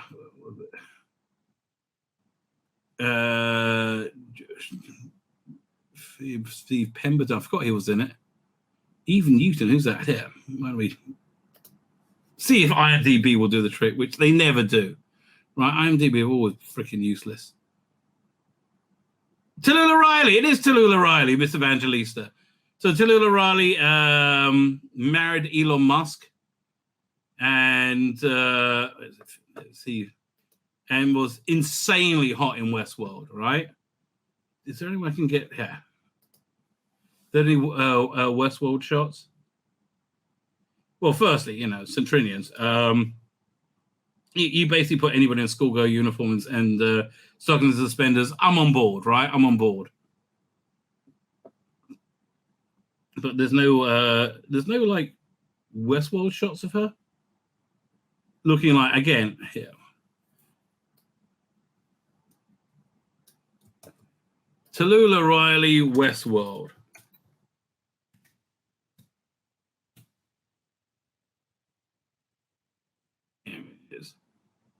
Yeah, I mean, come on, excuse me. Yeah, and the first role which she played was like this host when you arrive and you're picking out your outfit, and she was like, "I can help you pick an outfit, but we can just bang each other as well." Where you do, I'm like, okay, right, okay, that's fine by me. I'm on board. Fine. So where are we up to? But what really pushes the story into the top three is River Song, Alex Kingston. You are right? I mean, that was really a clever idea of her being ahead of the Doctor. And also I have to tell you, her interplay with David Tennant was really excellent. They did a box set of River Song with David Tennant and Big Finish, which was very good, right? I could really go for more River Song in the 10th Doctor. Where are we up to? Her relationship with the Doctor crackles with her relationship with the Doctor crackles with energy from the very start, and with so many hints and spoilers were always going to we were always going to want more River. Well, not anymore, right? This was her last box set, Big Finish, and we're like, thank God, leave me alone. You can watch Human Nature, Family of Blood over and over again and see something different each time, as explores the question: what if the Doctor? What if the Doctor were human with skillful dual performances from David Tennant, the heartbreaking romance between John Smith and Joan Redfern? Yeah, I really wish Big Finish would do an adaptation of with the Sylvester McCoy version. Right, it was so sweet when he was falling in love. Right, as the human version. It really is. Excellent. Fine. General Jessica Irons almost overshadows the alien peril. Yeah, but then you got, what's his name in it, who's freaking excellent. Hang on. Human Nature, Family of Blood. Wikipedia. What's the name of the person in it? Pip Torrens is always great, right? When you see Pip Torrens in anything, he's great. Harry Lloyd. Yeah, Harry Lloyd's awesome. What's he been? I haven't seen him in anything since Brave New World. Arcane, Brave New World. Okay, Brave New World is excellent. Problem being hates it, right? I really thought it was great. Yeah, so fantastic. Oh, Dan, how you doing, Dan? Thank you for stopping by. Where are we up to? 5. Yeah, so you got Harry Lloyd in it. This is one of the particularly rich, sophisticated slice of Doctor Who. Yes, I agree. Wait, I'm skipped a bit. How many first-time viewers saw the ground being laid for the Master Return in this season? In this season finale via the identity concealing chameleon arch. I think where we saw what's his name. I mean, Derek Jacobi. Reasonably, it seemed reasonably probable. The one with the angels is in the spooky house is fondly remembered by non-fans. It's arguably one of the. I mean, it's up there with like the one with the maggots, isn't it? For Green Dead, like people love it, right? People absolutely love it. The one with the angels in the spooky house, as it is fondly remembered by non-fans, is arguably one of the most tightly focus of Stephen Moffat's timey-wimey tales. Yeah, but I do think that introducing the phrase timey-wimey was ultimately not helpful for Doctor Who, right? Wasn't his greatest moment. Elegant structure, first-class performances, and clever use of time travel as the drive. I mean, also they had the who was it? I can't remember the name of the actress, but she went on to be huge as well. Second, what's the name of the black Blink? Hang on. Doctor Who Blink. Like she's way too big to be in Doctor Who now. Sari Spalla. Carrie Mulligan, right? She's just had a huge career, right? Absolutely huge career. So yeah, listen, I mean, look, this is when Doctor Who was really, in its prime, right? It was just knocking out its park with everything. Even though Doctor's hardly in it. And it's interesting thing, and the interesting thing about the top three stories, they're all in their own way untypical Doctor Who adventures, which is why they did that. My list was so different. Fans often accused of not liking change, but the result, I don't think that's true. I mean, some fans, it depends on the change. If it's a good change, we like it. If it's a bad change, we don't. Fans also accused of not liking change, but the results here show that when it's done with skill, love, and intelligence, we adore it. Yes, well, yeah, that's kind of like the mirror image of Jodie Whittaker. When our favorite series surprises us. Yes, because as long as it stays in the essence of the favorite series. What happened there? I'll go to page view. Let's have a look at the bottom three. Last but not least, well, they kind of are. Fear Her achieved the lowest score in our poll of the 10th Doctor story. The episode sees the world under threat from a misunderstood space jellyfish. That in itself wasn't bad. It was like the child actor wasn't that good, and it felt like kind of weird and uncomfortable having it be about child abuse, right? Having a bit like she's being beaten by her father, right? But that's like the scribble monster was good, right? I mean that all really worked. Key moments in the hands of his least experienced performers, but despite the literal cartoonish trappings of the story about loneliness and the domestic abuse, I don't think this is where Doctor Who could really go comfortably. Many people have genuine monsters to deal with. For them, young Chloe Webber's terror will be gut-wrenchingly familiar. Yeah, again, but there's what to be said. Doctor Who should be more about escapism, no? Doctor Who, especially if it makes young viewers feel a little bit less alone. Listen, one of the biggest and most stupid things that we've done in modern society is to say adversity is a bad thing, right? Adversity is an unpleasant thing. Adversity, generally speaking, makes you better, right? It makes you a better person. And it's like terror running from it and like labeling it as the most terrible thing possible. No. It's a mistake, right? Adversity is a conduit for personal growth, right? Running from it is a massive mistake, right? An absolutely massive mistake. And finally, boys and girls, a little bit of book before bedtime. This is a deep fake of Colin Baker reading the introduction chapter from Craig Hinton's fantastic Millennial Rights. If you want to get the full thing, sign up my Substack. You can get it as a MP3. I send them out a couple of chapters a month. That's on the paid tier, so that's a bit of a shameless plug. But check this out. For me, I think it's fantastic. I'm loving this book. I am absolutely adoring this book, and I'm loving the AI technology. Let's hear what deep fake Colin Baker sounds like.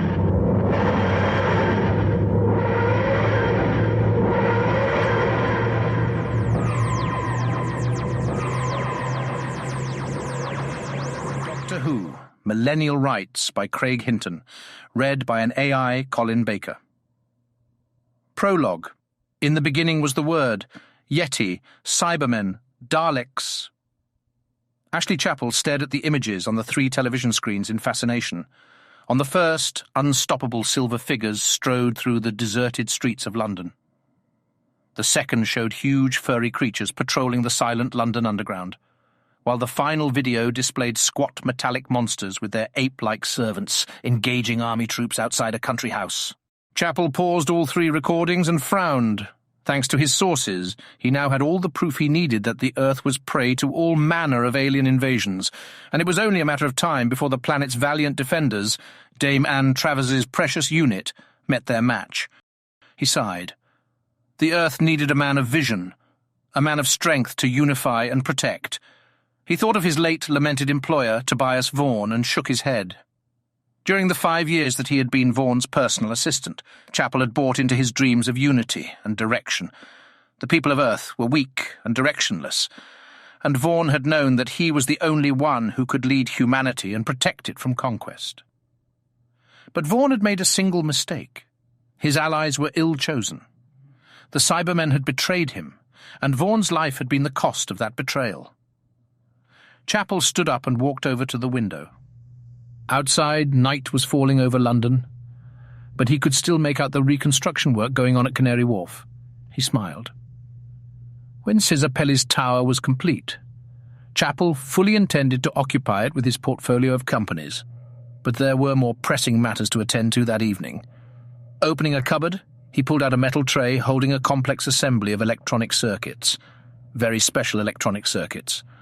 Vaughan may have died, but his legacy lived on. The micro-monolithic circuit, invention of the Cybermen, was Chappell's.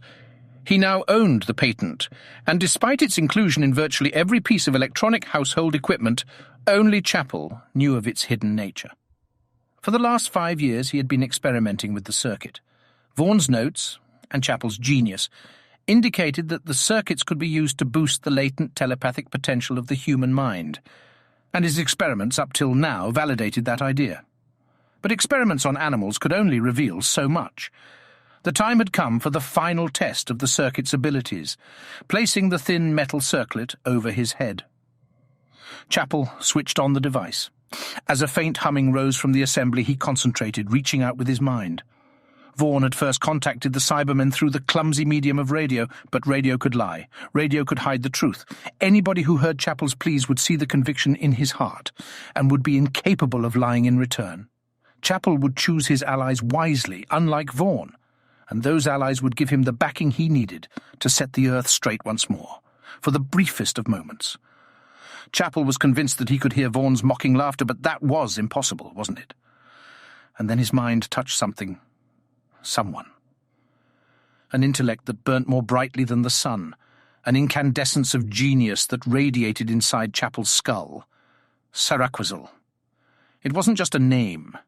It was a word of power, of glory, of majesty. A word that resonated with possibilities, all of which could now be achieved. Chappell had found his ally. Dawn was breaking when Chappell finally severed the link. Not that he would ever need the device again. He and Saraquazel were bonded, and together they would usher in a new age of harmony and prosperity, a new millennium. Thank you very much for joining me. If you could consider liking, sharing and subscribing, all those things are fan-dabby double dozy. I think we're going to make this a regular feature. As I said, if you're watching the 1 hour version, check out the 2 hour version, or longer, how long it's going to be. That's on podcast, right? I did this for Doctor Who Podcast Day. Kudos to all the people who came up with the Doctor Who Podcast Day. Thank you very much. I hope you enjoyed. As I said, like, share, subscribe. Go and look at the podcast notes, video notes, whatever, to find out where to follow me. You get me on Twitter, you get me on Substack. Substack's awesome. You get me on YouTube. Where else am I? Rumble. Oh, Rumble's fantastic, baby. Rumble for me and show me that you love me. Like, share, subscribe, comment. Have yourselves a freaking awesome day.